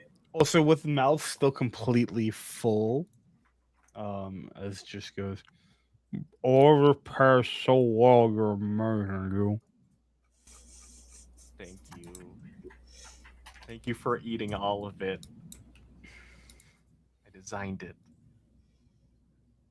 All right. Well, I know what criteria I'm looking for when we do this, but let's say we'll stop once you take a certain amount of damage. Sure. Sounds good. And I do think it should probably be a one-on-one situation. Out of character that's up to you. speaking. Wonderful. So we'll go one-on-one. Above table, we'll say if you drop below your rank 2, the max health you should have right now is like 3. If you get to 1 health, that's when we'll stop. Let's do a roll-off to see who goes first. Yeah, so we're gonna do. Yeah, why not? Let's do a roll-off. I think this is fun. Pick a die, any die. Wait, what do you mean pick a die, any die? How does this what are we Yeah, rolling what are on? we rolling? 100 it is. Let's go. Pick I a die, choose a any die for D20. all of you to D12, for all of you to D12. roll. Pick a die, any die. Okay. Everybody roll Yeah. a d12. D1 hundo. Yeah, exactly. I got 4. a 7. 4. That's a 9. I've also got a 7. Got a 4. Oh my gosh, Matt, we need to stop tying on this. I feel like this is exactly how it went last time. Uh-huh. Some ties. The theme I'm sensing here. Okay, who both got both got 7s? Mm-hmm. Someone got a 9. Lion, you got a 9? Yeah, I got a 9. I got a 4.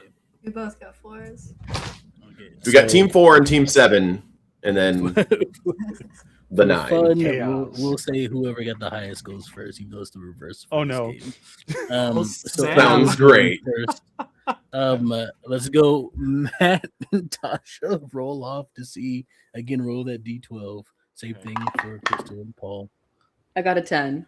Got a 1. I will say, role play wise, I will watch the fight and I will choose to either this sounds so mean. I will either put myself in front of Vivian to give her an advantage later or not, based upon how the other fights go. I will totally cheat on my friend's behalf by like smashing a mirror and leaving it on the ground between the fight because we've been working on that. If she hasn't been paying attention, she doesn't need to know she can get her ass whooped. Love to see I it. play team sports. I said some shit. Wonderful. I meant what I said. Wonderful. Okay, so we're gonna start with Ezra, then comes Mari, then you, and then either Vivian. It'll probably be Franklin so he can cheat on Vivi's behalf. But, you know, maybe Vivi's like, I got this. Like, depends on what environmental changes have happened in the arena before then. I was about to say, while they're going first, I'm actually like, are there mirrors in this section? It's a gym, I'd assume. Yeah, training area. It's just They can like watch your same form. gym? I think it's like you said there was like a sparring area, which is probably near the gym area, right? It's not like in the same gym area. It's like attached. Yeah, you can walk into one from the other. Um, You'd be in the sparring area now because it's specifically designed for that. There are some workout equipment in here to keep things making sense because I did say Vera was sitting on one of them. Which means there's probably mirrors. They like to watch their form. I will also ask to double check since it'll be for the benefit of everyone else. This is the last episode for the arc wise to use a stab you had mentioned at one point in time. Yes, this is your chance to use your stab. Thank you for reminding me. You have 1 point of stab that none of you have used yet, What is you can use it. You can see it on the JJK rule sheet. We have it. It's animation shenanigans. You get to do your animation shenanigans. It means some tremendous totally bullshit. tremendous anime bullshit. Yeah, that's what it is. And it has a list of the last episode in the arcs. This is where you'd want to use it. We haven't used it yet because we haven't used it yet. Thank you for the awesome reminder, Tasha. I appreciate that. Yes, thank you, because I forgot about that. I'm just gonna look over at the group after it's determined that they are going first and go, "This is because of all the questions, isn't it?" You got this. This is a chance for you to put theory into practice. Go fork them up. Do you have stuff in your pockets? Always. Okay. Very slowly, Ezra puts the cigarette in their mouth and then goes, "I hope, and the time it takes for me to get my ass kicked, you all can learn something and do better."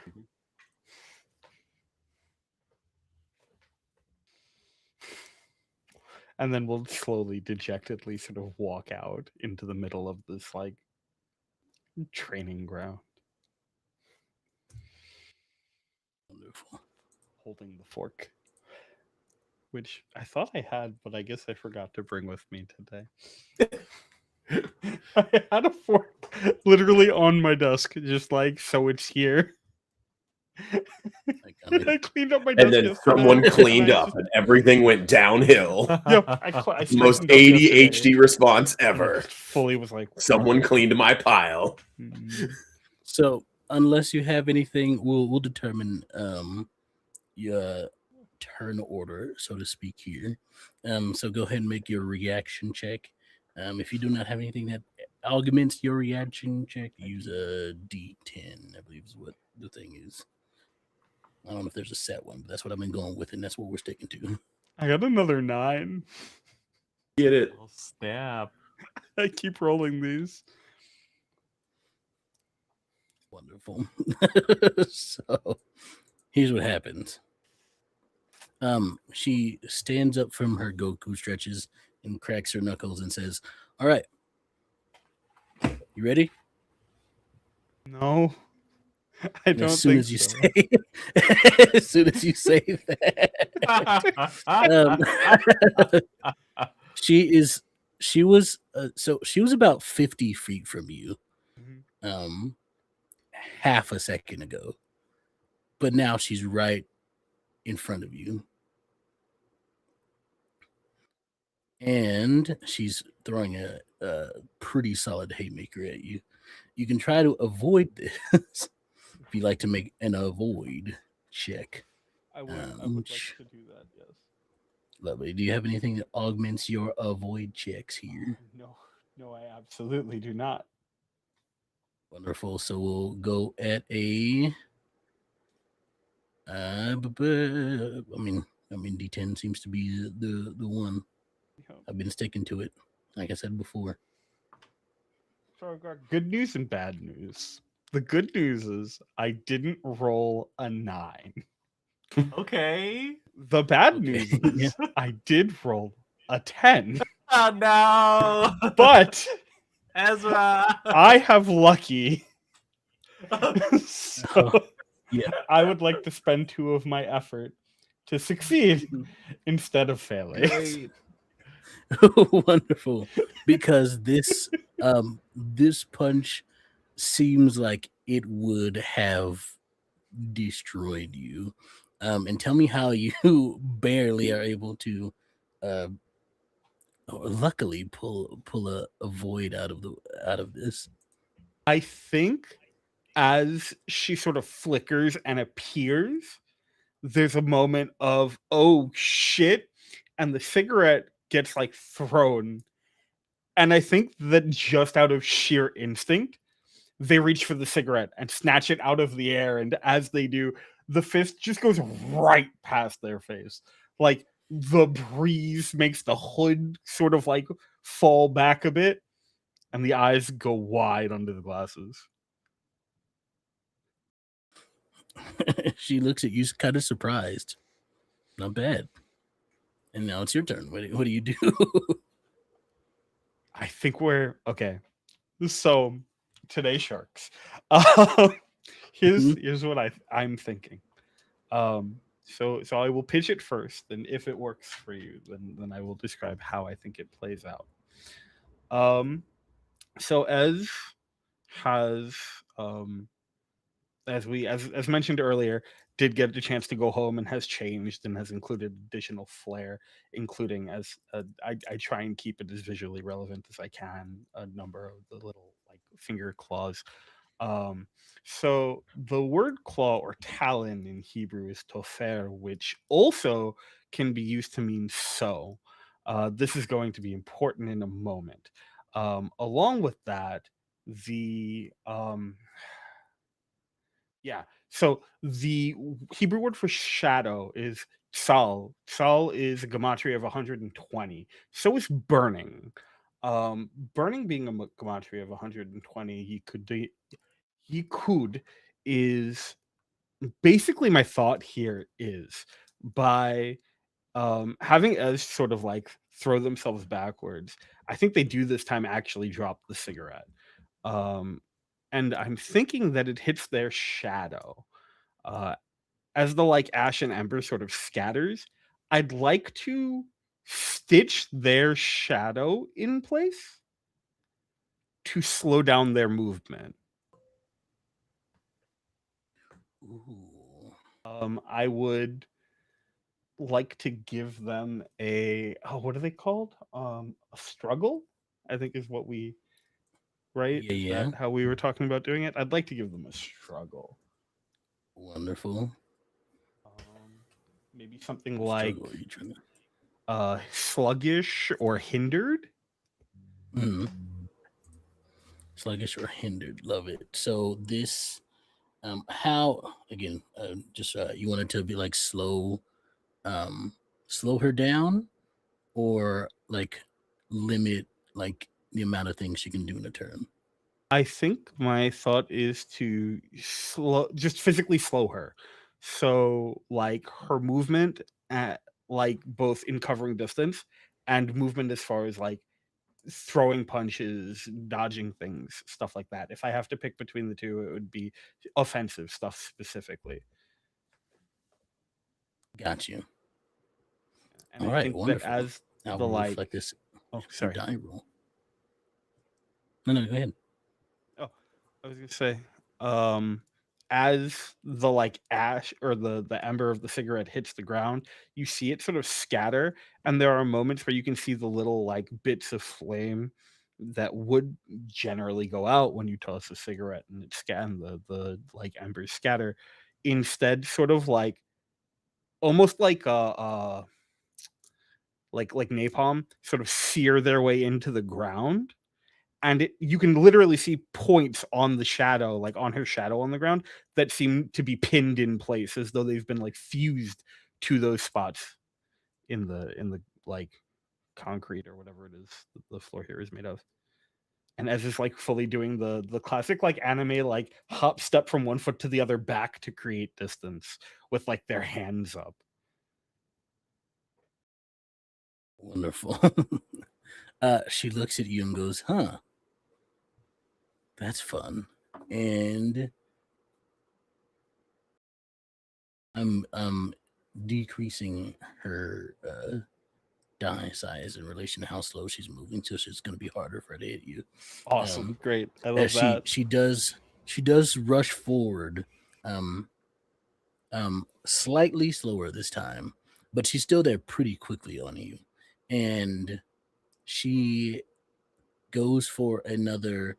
This time it's a uppercut to the gut that she's going for, and you can make an avoid check here for this also. Yep. D10. That is a 3. Nice. A 3 beats it. You barely are able to dodge. Or not barely, but pretty easily able to dodge this time now that she's slower now. And her attack does not hit you. Just fully flinging themselves out of the way. He sort of stumbles. I think he does lose his balance, and ultimately that's part of what saves him, is as he does sort of a back roll, the fist just goes right past their body, and they kind of shoot back up, and it's almost just the groundhog popping out of the ground, just the looking back and forth, and then looking at the rest of the team in shock. Yeah.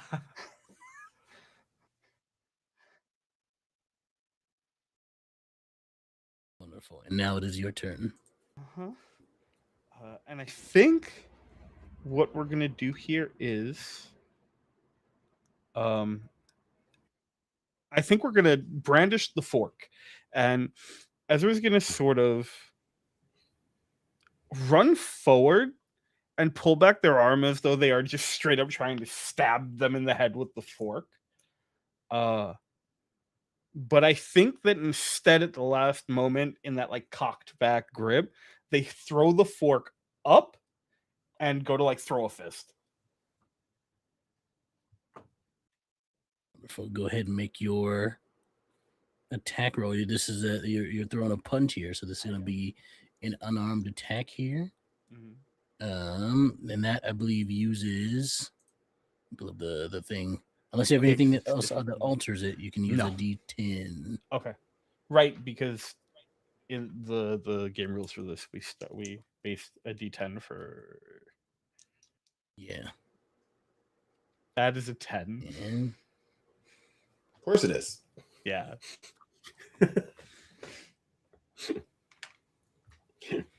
She got way lower than that. Yeah, that makes sense.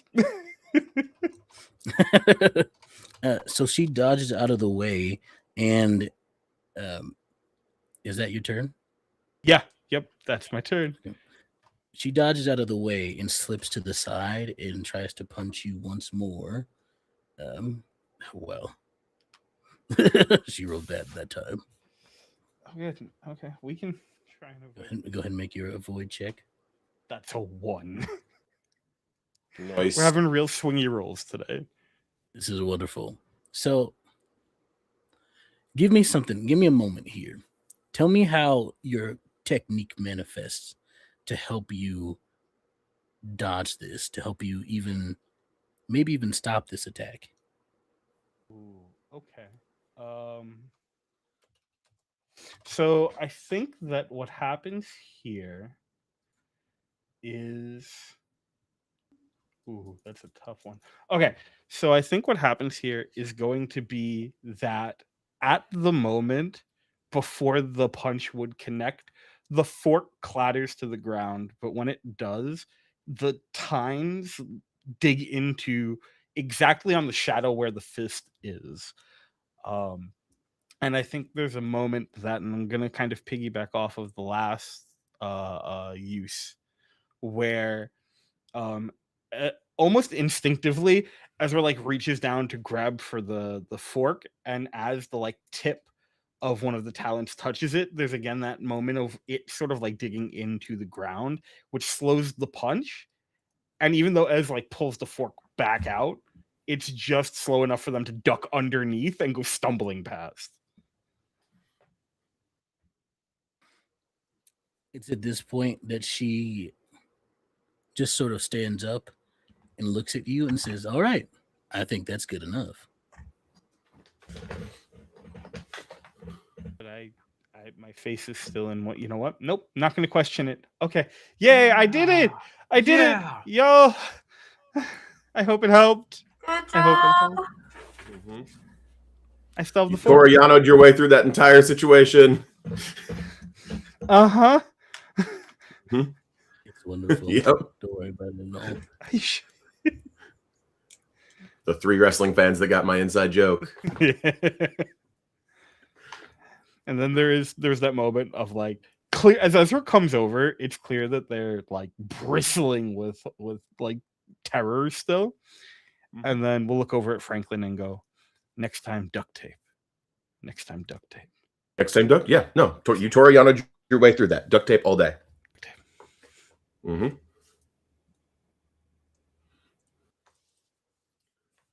Who's I believe in next? y'all. I think it's me. And Mariella starts to step up and like puts in her music. And to use my stab point, I guess, I'm going to increase as she puts on the Ravers theme to try and pump her up as she starts playing Clarity by Zed in her headphones to increase her talent rank by 3. Lovely. Lovely. So that would put you at rank 5. Yeah. This is great. So go ahead and let's have you roll reaction here. I'm trying to remember if there's anything that augments it for you. I have, with 5 ranks, I do have stuff to avoid an attack, but I don't know if any of that counts as a reaction. It's like under the reaction category. Yeah. You know what? Let's do it. I say yes for now. Okay. I retain the right to change my mind later. Of course. Right now, I say yes. I appreciate it. I remember what? Yeah. That is a 4. Oh, she got you by 1. She got a 3. Just barely. And so, real quick, Ezra, do you at all release your slow thing on her? I was muted, sorry. No, but not on purpose. Accidentally help. So let's see. She rushes forward towards you and tries to land a hit. You can make your avoid check. We'll do so. She's rolling this. Oh, that's not a good one. I forgot. Effort lets us reroll. If I remember so, let me look at the. I believe so. Rules here. I have my own little personal uses of effort that come with my abilities, but the generic effort allows you to. You can boost by spending 3 effort. You can boost your own check and add a die to your roll. It's not requiring action. It can be done after the roll is made. We skip this one, the heal one, because that you gotta get a certain thing to unlock that. And certain talents require effort. You can also spend it to do a last stand. Okay. You can spend effort to help someone. But no, there's no reroll here. Gotcha.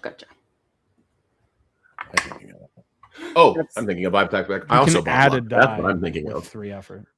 That's a 1. Haha. Wonderful. It jumps so How high. Just very much like anime jumps out of the way, Gran Torino style. Iconic. Love to see it. And well, and that is your turn because it's the end of hers. So what do you do from here? I Up in think the air.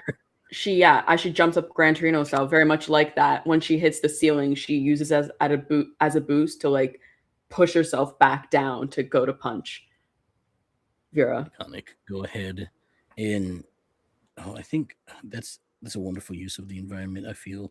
So go ahead and I'll let you roll one die size lower for this. Yeah. So go ahead and roll your D6. yeah. Which one do I use? Let's use my metal one. My metal one failed me. A 6. No. Which is still a good roll if you had like a base of like a D10, to work with, but it's not bad. But yeah, she's also rolling a D6 for this. So you'd all see this happen, and I feel like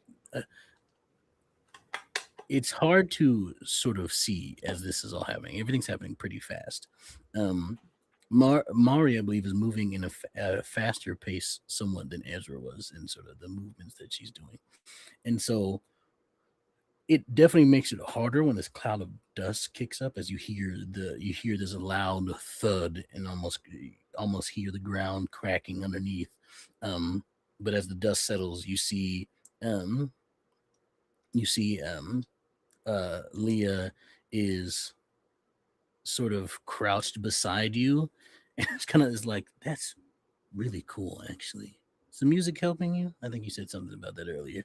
And then there's a knee that she brings up to you. Yeah, and she like goes to like block to try and avoid. Oh, go ahead and roll that avoid. She rolled pretty good on this. 4. So she got a 2. So this will land. And it hurts. It's tough. And you'll take 1 point of damage here. Okay, I'm at 4. Wonderful. Since with the food, it brings me up to 5. So as a max. And what she looks at you, say, okay, you can take a hit pretty well then. That's good to know. It's your turn. Sweep the legs. Sweep the legs. I got it. Go ahead and make your attack roll. Since she's already down there. That's a 1! She also got a 1. So wonderfully, I think this is a cool moment to happen though. What I'll do here is she dodges barely, but you clip her. And at that moment in time, space shrinks in on itself, implodes. And then a flash happens of black. And now we have a third who's landed a black flash on the team. And she will take some damage from this. Cool.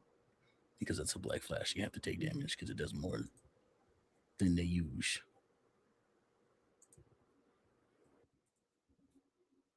Take 8. Do you have anything that augments your damage? Or no, not with my abilities. Okay. I guess you also got a 1. We won't say it's 2 damage. We'll say it's 1 damage because it was a grace, but still did something because Black Flash. And at which point, anyone looking at Vera, you, uh, Oh yeah. you see her drop. Well, not drop. She sets down the food and leans in real close at that moment. I'm definitely gonna remember your name. Oh, I know you will. And at this point, Leah does stand up again, and so I was like, "All right, I think that's good for you too. Oh, Nice." I was just starting to have fun. As she Whoa. moves out. We can spar any other time. This time is just a test. Ezra's fully waiting there with the fist. Absolutely. We'll go down the line doing the good game vibe.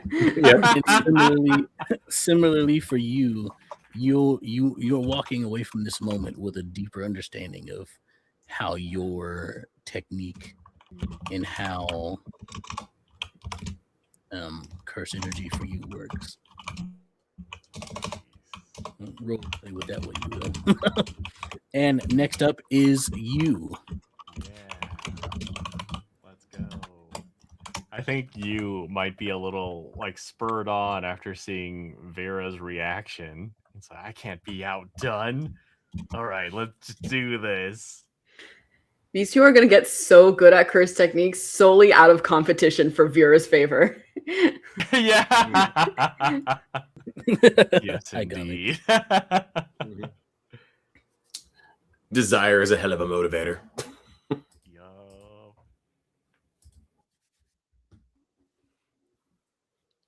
All right. She watches you as you walk up, and she's like, "All right, are you the fighty type? You don't seem like the fighty type." I can be whatever type you want me to be.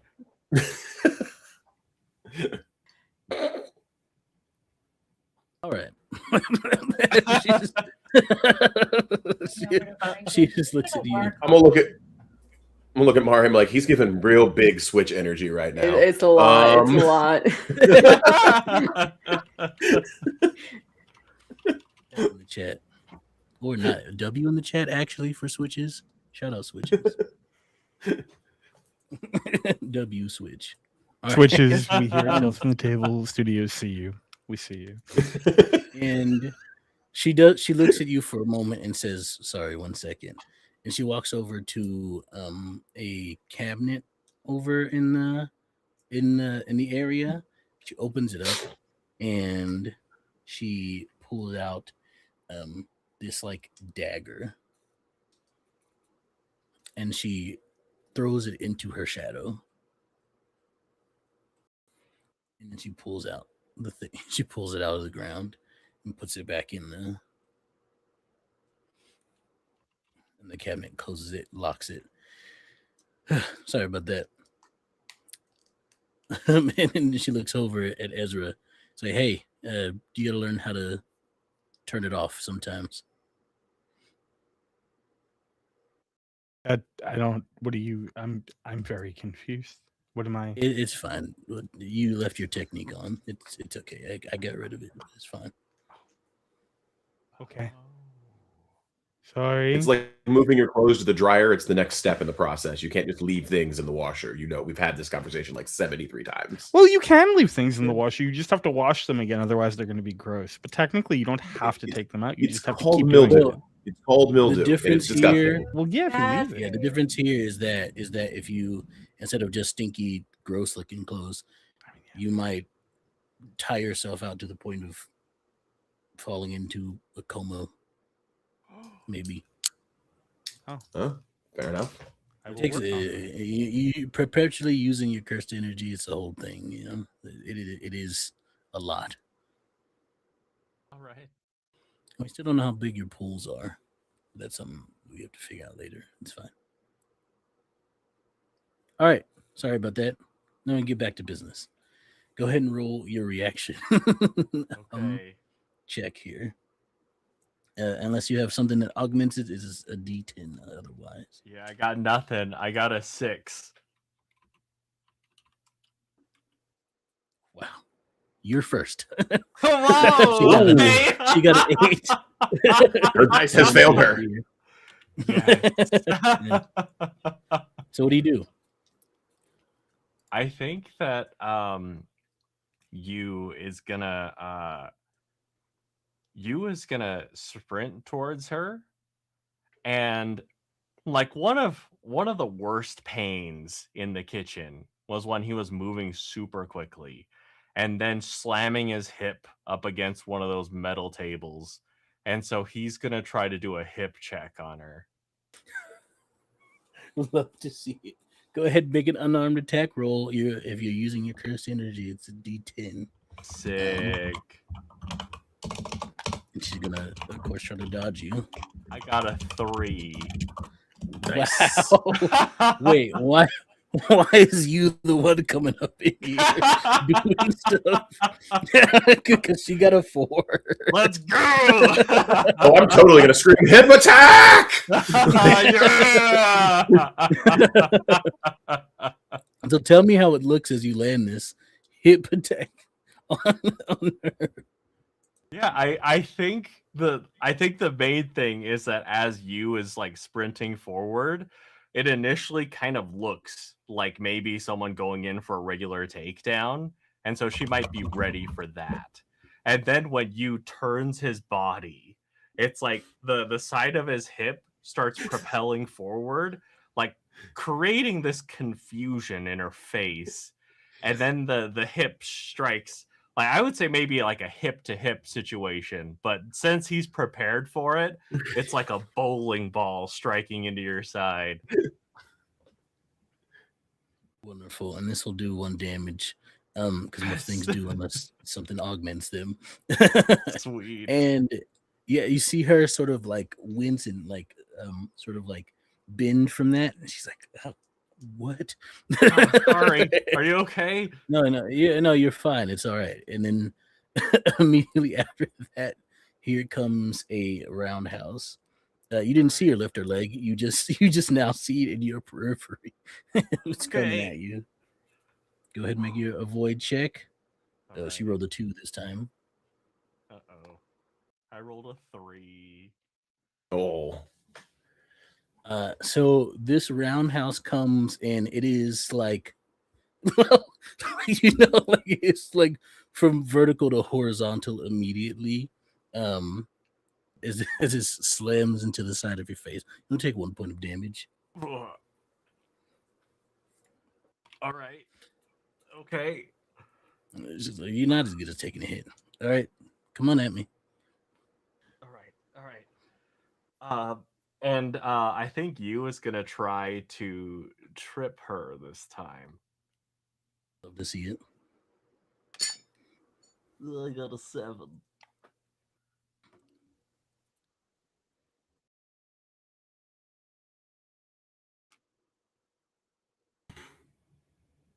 I have a deal for you. Okay. I have a All deal. right. Let's go. Now, she wins this. Uh-huh. But if you'd like to succeed, I will allow that to happen if I can introduce a complication for you later. Yes, please. Let's go. A third love interest. Yes. I love when things get complicated. The molecule is expanding. I guess no, it's not a polycule because they're never mind. Don't talk to me. No one's even started anything yet. Face mask, technical foul, 15 yards, repeat first down. Don't talk to me. Delete that from the VOD. Yep. All right, anyway. We're here. Okay. So I accept the complication for success. Lovely. Tell me how you attack. Oh, wait, no, wait, you're landing an attack. Tell me how you landed. Yes. So what I imagine here is that you like he's drawing back on his experience in the kitchen, where you call out when you're maneuvering around people, like corner, behind. It's the communication is key to avoid anyone getting hurt. But when he started learning, he didn't know these terms, and so he'd just run around, and so he'd keep bumping into people. But as like a little kid, he's just like bouncing off of them. But now he's a lot more nimble, a lot more deft. He's a little bit bigger, and so I imagine that he, in like the positioning, he positions himself, like he maneuvers and positions himself in a spot where it's like where he knows that he should avoid if it's in the kitchen. This is what will make someone fall over, and he doesn't call out behind. In fact, I'd say that maybe he calls out corner, and that confuses her for a moment before he's able to like take her down. Love to see it. Love to see it. And she looks at you and is like, all right, I guess that's enough for you too. And I think he's gonna try to extend a hand out to help her up after the trip. She'll take it. She got a really strong grip. She doesn't like squeeze or anything, but you just tell like it's there. They shook hands last time. He didn't let go. He wanted to be held in that grip. We all saw it. Yeah. Oh, this is true. Yeah. And she stands up and is like, thanks. All right. You did good too. Y'all are doing pretty well so far. All right. Who's next? I can go next. And you're like, Franklin's going to step up and step into like the area which she's in and just kind of look up and down, wait and watch and wait. And goes to his corner and watches for the hook type situation because he feels like she's going to come in fast as she has with everybody else. So I assume I need to roll reaction. Yeah. So we're doing 4 here, and she's got a. All right, you beat her. I hold. Wonderful. She comes at you with a, like sort of like mimicking the like get to business vibe. No talking. She just goes straight at you, rushes toward you, and there is an elbow coming at your chin. Sweet. You can make an avoid check if you'd like to. I'm not going to. I will spend an effort, and because I haven't taken my action yet, I will make her next to her, and she can only roll d12s and debuff her with my action. Wonderful. I didn't get to do the second half of my thing last time. So this thing, this elbow comes in and hits you right on the chin, and you just tank it. Yep. And we're just hanging out next to each other right now, and I go first. So I think I'm gonna use some wrestling. So we're gonna try to pick her up and slam her down with Iranagi. Just gonna hook her and try to just drop her real quick. Wonderful. Now remind me again of the. You making her use D12s for everything? I forget how this works. She uses D12 till the end of her turn. Lovely. So go ahead and make your attack roll. That is a 2. Yeah, you beat her. Yep. You wrestle her down. Oh, if you're unfamiliar with the Iranagi, basically it's a move where I just hook my arm under and just slam her down. It's a rock bottom, but I'm not going to fall with her. I'm just going to hook her up and just knock her to the ground. Love to see it. She'll take a damage from this. And you all see as the ground again cracks underneath from where her back hits the ground, and she sort of pops up in response to this sort of like small bounce happens. But she uses that to do a kip up, and she goes for, similarly to how everyone else has been doing. She's like, I guess I'll do this. Goes for your legs and tries to sweep you. I will use an avoidance roll this time. Wonderful. Go ahead and make your avoid check. She got rolled a 4. 8. Yep. Wonderful. So you're able to tell me how you avoid this. I simply take the 2 steps back to move out of the range of her avoidance. It's not flashy. It's a very minimal movement. It is at this point in time that anybody who knows Franklin is like, Franklin has clearly been in a fight before. He is not being flashy. He is not being showy. He is being very efficient in how he moves.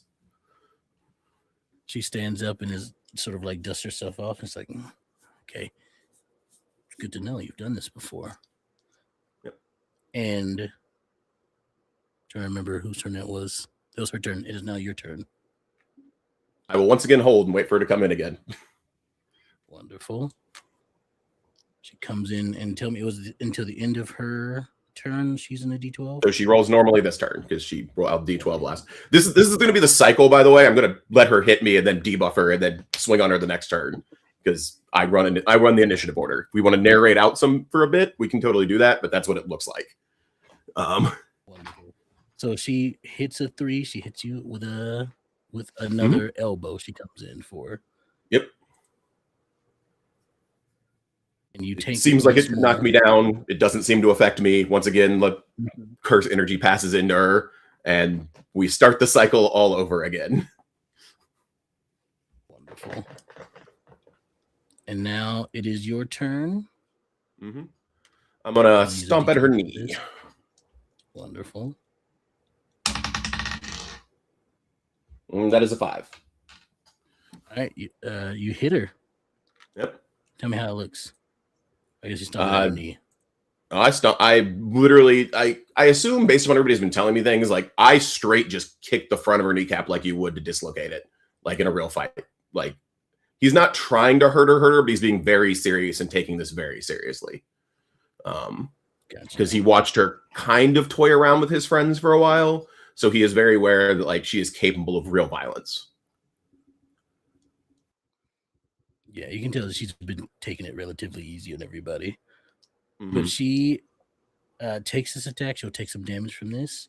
And she comes at you again with a same leg that you just kicked. She does like this, like, I don't know how to describe it. She does this wheel kick. That's what we'll call it. Springs back on her hand and throws a wheel kick at it. Yeah. Yeah. 5 again. Wonderful. You avoid it easily. And that is her turn. I'm trying to remember. Mixing up the turn order is so fun because it's like, wait, started was it again?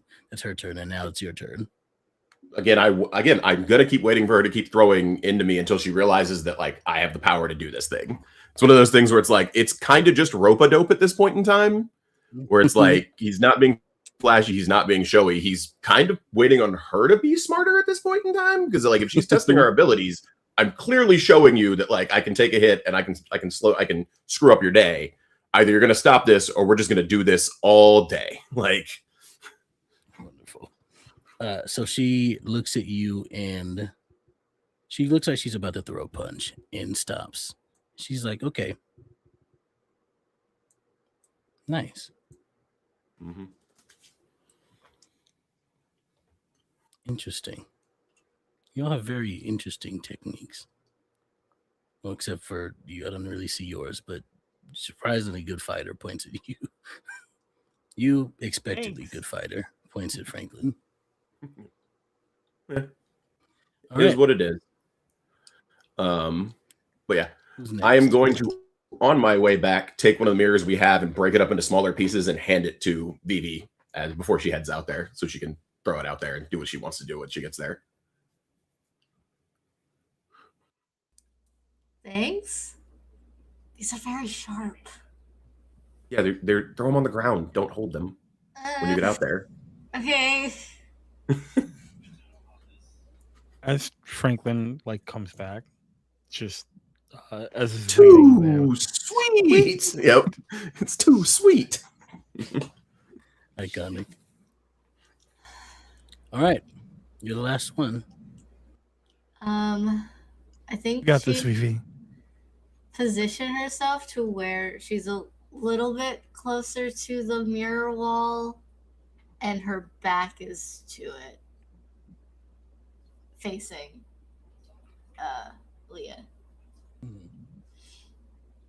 All right, go ahead and roll your reaction because she just sort of watches you and like gets ready. Okay. She got a 3. I got a 6. So you're going first.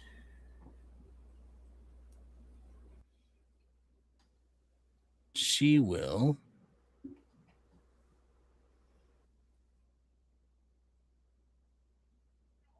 Actually, I think she'll hold her turn for this. Okay. I did help.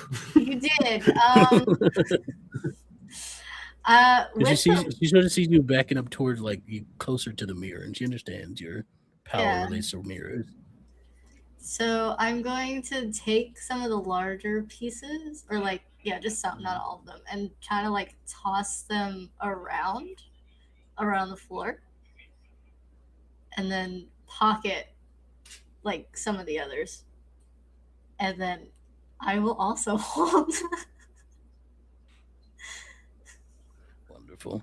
She will let it seeing you prepare. She's like, all right. You ready?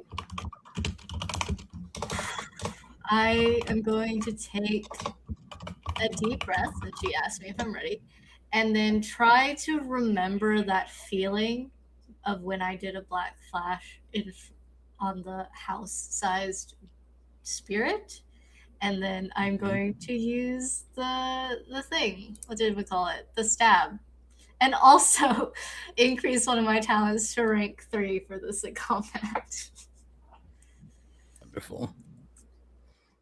So you'll hit rank 5 for this, that's wonderful. So she takes a deep breath, gets into like a really steady stance as if she's ready to like take an impact. And yes. Wonderful. You see her, she rushes towards you like she's done before, and starts to deliver a uppercut to you. And you can make an avoid check to get out of the way of this. Or if you have anything else that affects or lets you dodge out of the way, you may. I think so. Is that just rolling a regular D12? Yeah, you'll take a D10 for this. Yeah. If you don't have anything else that I'll make like your avoid checks. Well, I have hesitant, which is reactions, and I don't know which one that affects exactly. Does this count? That doesn't affect this one? Okay, cool. No. Doesn't affect the void. No. Okay, let me make sure this is right down. Nope, that's an 8. I have a 10 in here. Sorry, 1 second. Oh, this isn't it.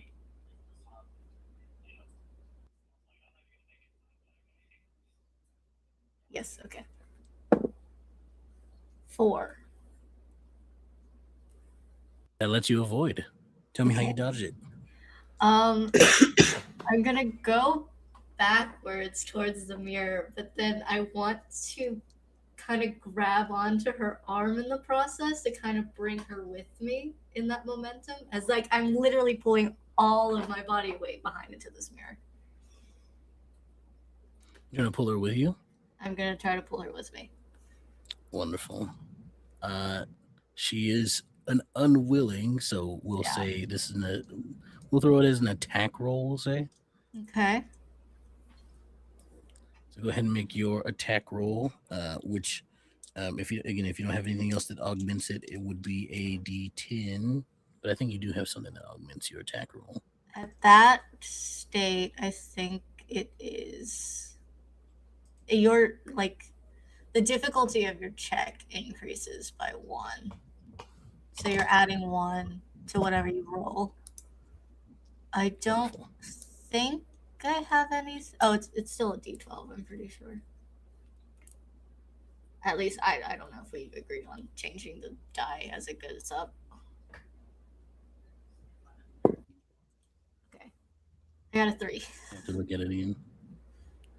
A 3 is enough. You beat her, so you're able to pull her in with you. Tell me how it looks. As for the first time, I think I don't know. Have you done this? Have you done this before? Never pulled anyone else through it. Wonderful. At least if we did try it, it didn't work because she's not this high of a level yet.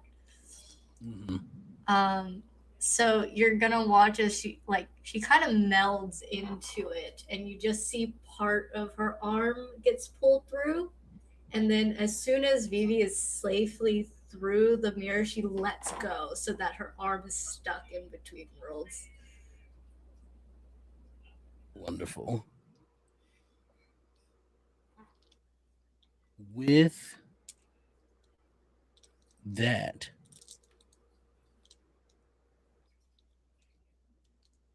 so from the other side, from you, for you, you see her arm sort of like wiggling back and forth. Yeah. Everyone else, you see Leah's arm halfway through a mirror, and she takes a moment and it sort of like looks at it and is like, "Mm."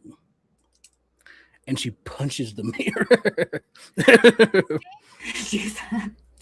I will have to run to the next mirror.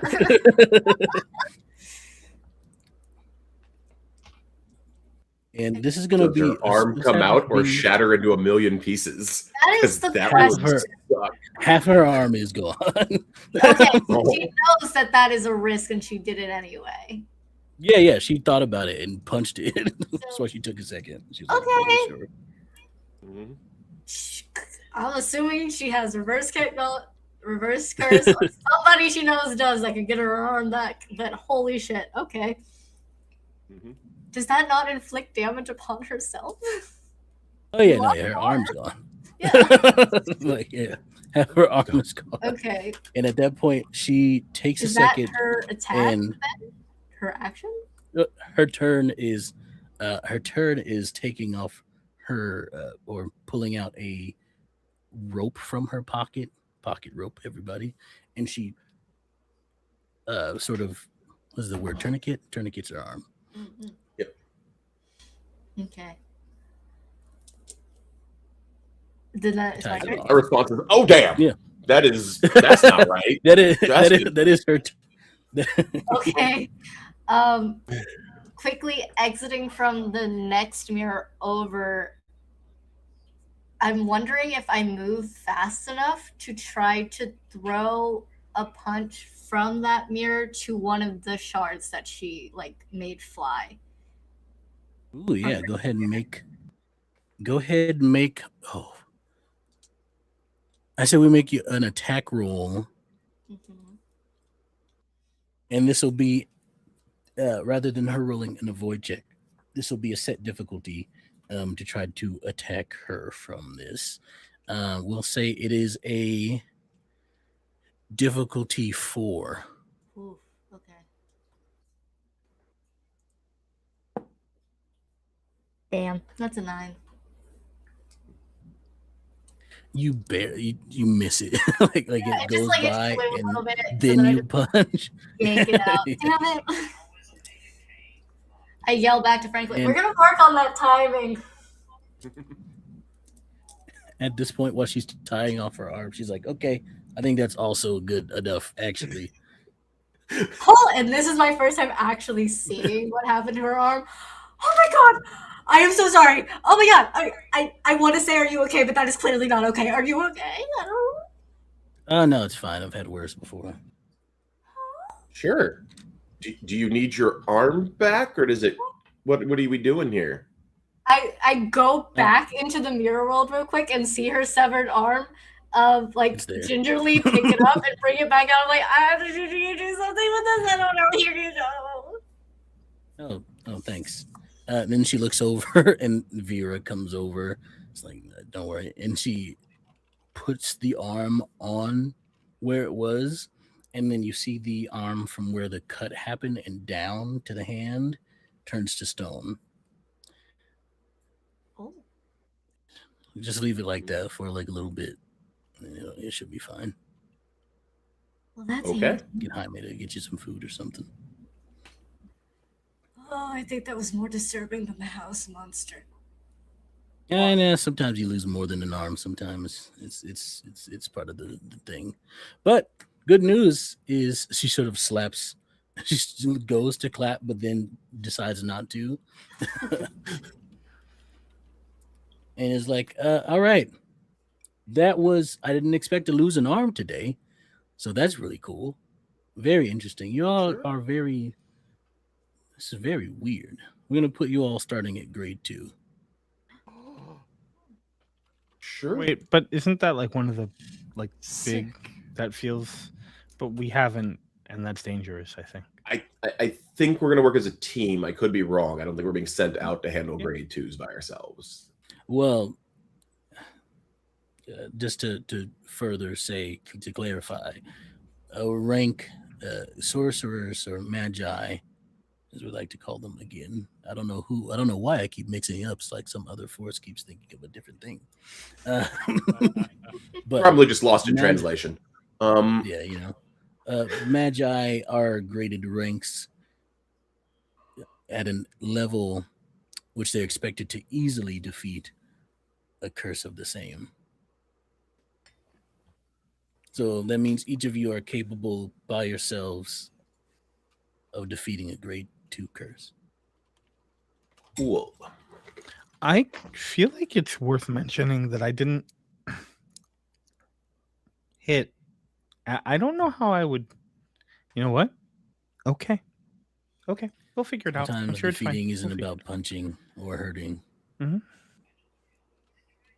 Sometimes it's about what spoon you use. Or shadow. Still have to apparently. try this one. But with that, so in that case, your pay is going to go up from, well, it would have been 36,000 a year, give or take, but to about grade 2. Sorry, yeah, 100,000 a year. What? Sure. That is You useful. said the highest ones were 3,000 a month. No, For that was rank the 4? grade 4. That's what we were Oh, going to get okay. at the grade 4.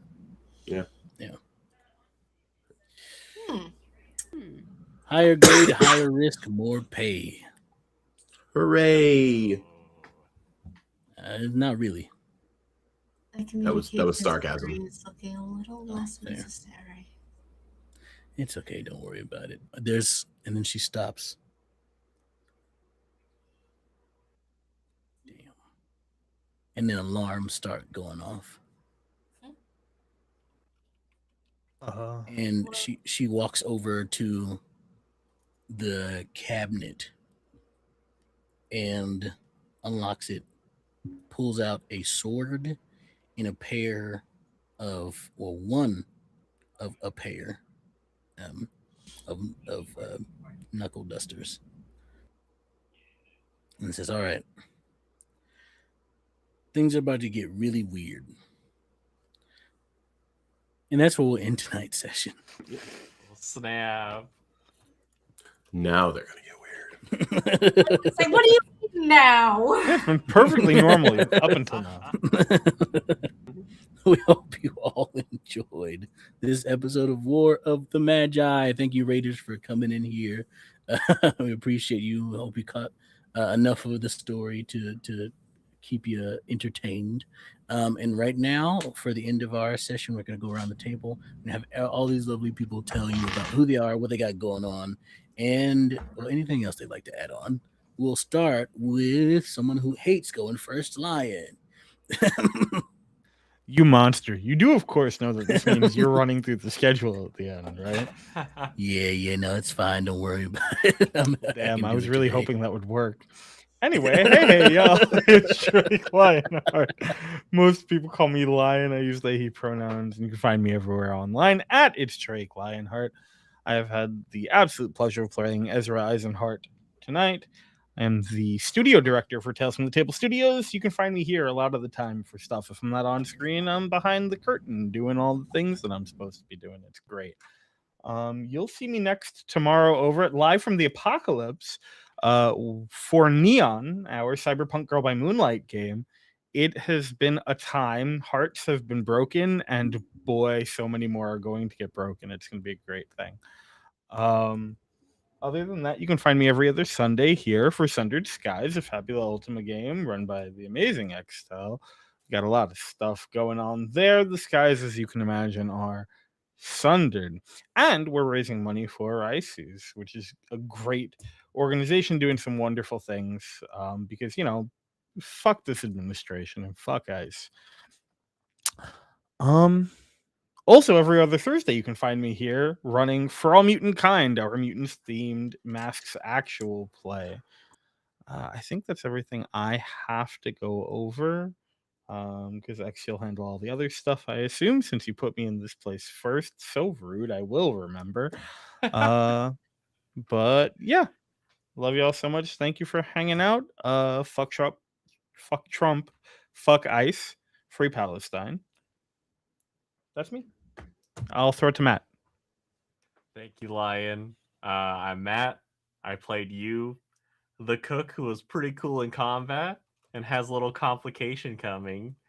And you can find me everywhere as improv and RPG. This is always such a blast. Thank you for having me. And I will pass it over to Crystal. Hello, I'm Crystal. I played Vivian Vu today. You can find me across the interwebs as Crystal A Plays or on RPG Familiar. That's the only thing I have to pitch at the moment. Thank you for having me, and I will pass it over to Paul.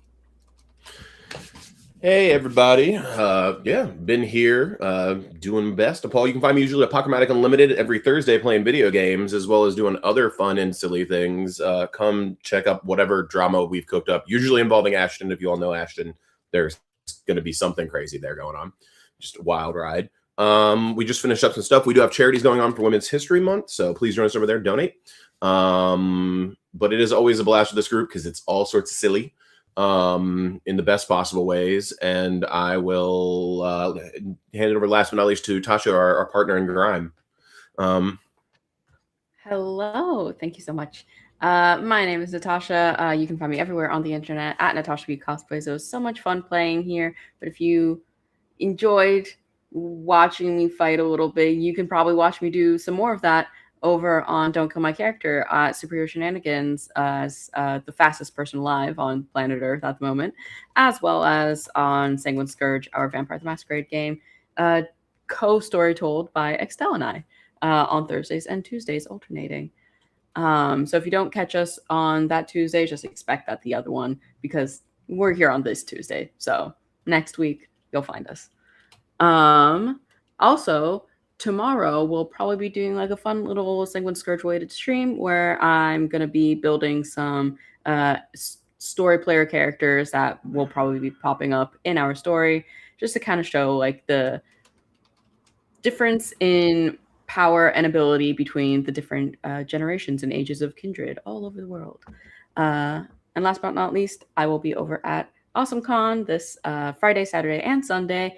And I'm so excited. There's so many fun events and people that are going to be there. And if you're going to be there, let me know. We can probably meet up. And finally, to the magnanimous, the wonderful, Extel. Well, I've never had an introduction like that before. Well, that's it. You can leave off on that. That's who I am. No. Hello, everybody. I'm Extel. You can find me at Extra the King on all the socials. I'm the social media manager here at Tales from the Table Studios, and also the Tail Slinger for a couple of our games. Yeah. I don't know what that was. A couple of our games here. My things are going wild for me today. But yes, I am the Tail Slinger for Sundered Skies, which you can find me every other Sunday, as Lion mentioned before. And yeah, the skies are indeed sunders, and there's nothing they can do about it. Unless there is, to which there would be something they can do about it. You can catch me on For All Mutant Kind here every other Thursday as a player and a Tail Slinger, because Lion's a Tail Slinger for that. You can catch me for this. I'm trying to think of other things that we're doing that I'm involved in over here. Well, I'll get to more of that later at the end of the thing for the studio stuff. And you can also catch me on Don't Kill My Character as well, where I am the producer, king consort, as they like to say. Truly, it's what I say is the vibe. And I can over there on Superhero Shenanigans, Sanguine Scourge, where I storytell the Anarch table opposite of Natasha's Camarilla table, which is the Tuesday next week. That's not this Tuesday. So come by and watch that because the Anarchs are getting up to some fun stuff. And trying to think of other things. If there's anything else, I just started playing. There we go. So you can join my games on there where I storytell vampire. So if you want me to torture your characters consensually, come on by and have fun in the night where we play Vampire the Masquerade and you masquerade as a vampire. And let's see. Oh, there's a lot of stuff. I'll just leave. Just follow me for more stuff because I don't want to get into all of it because it'll take too long.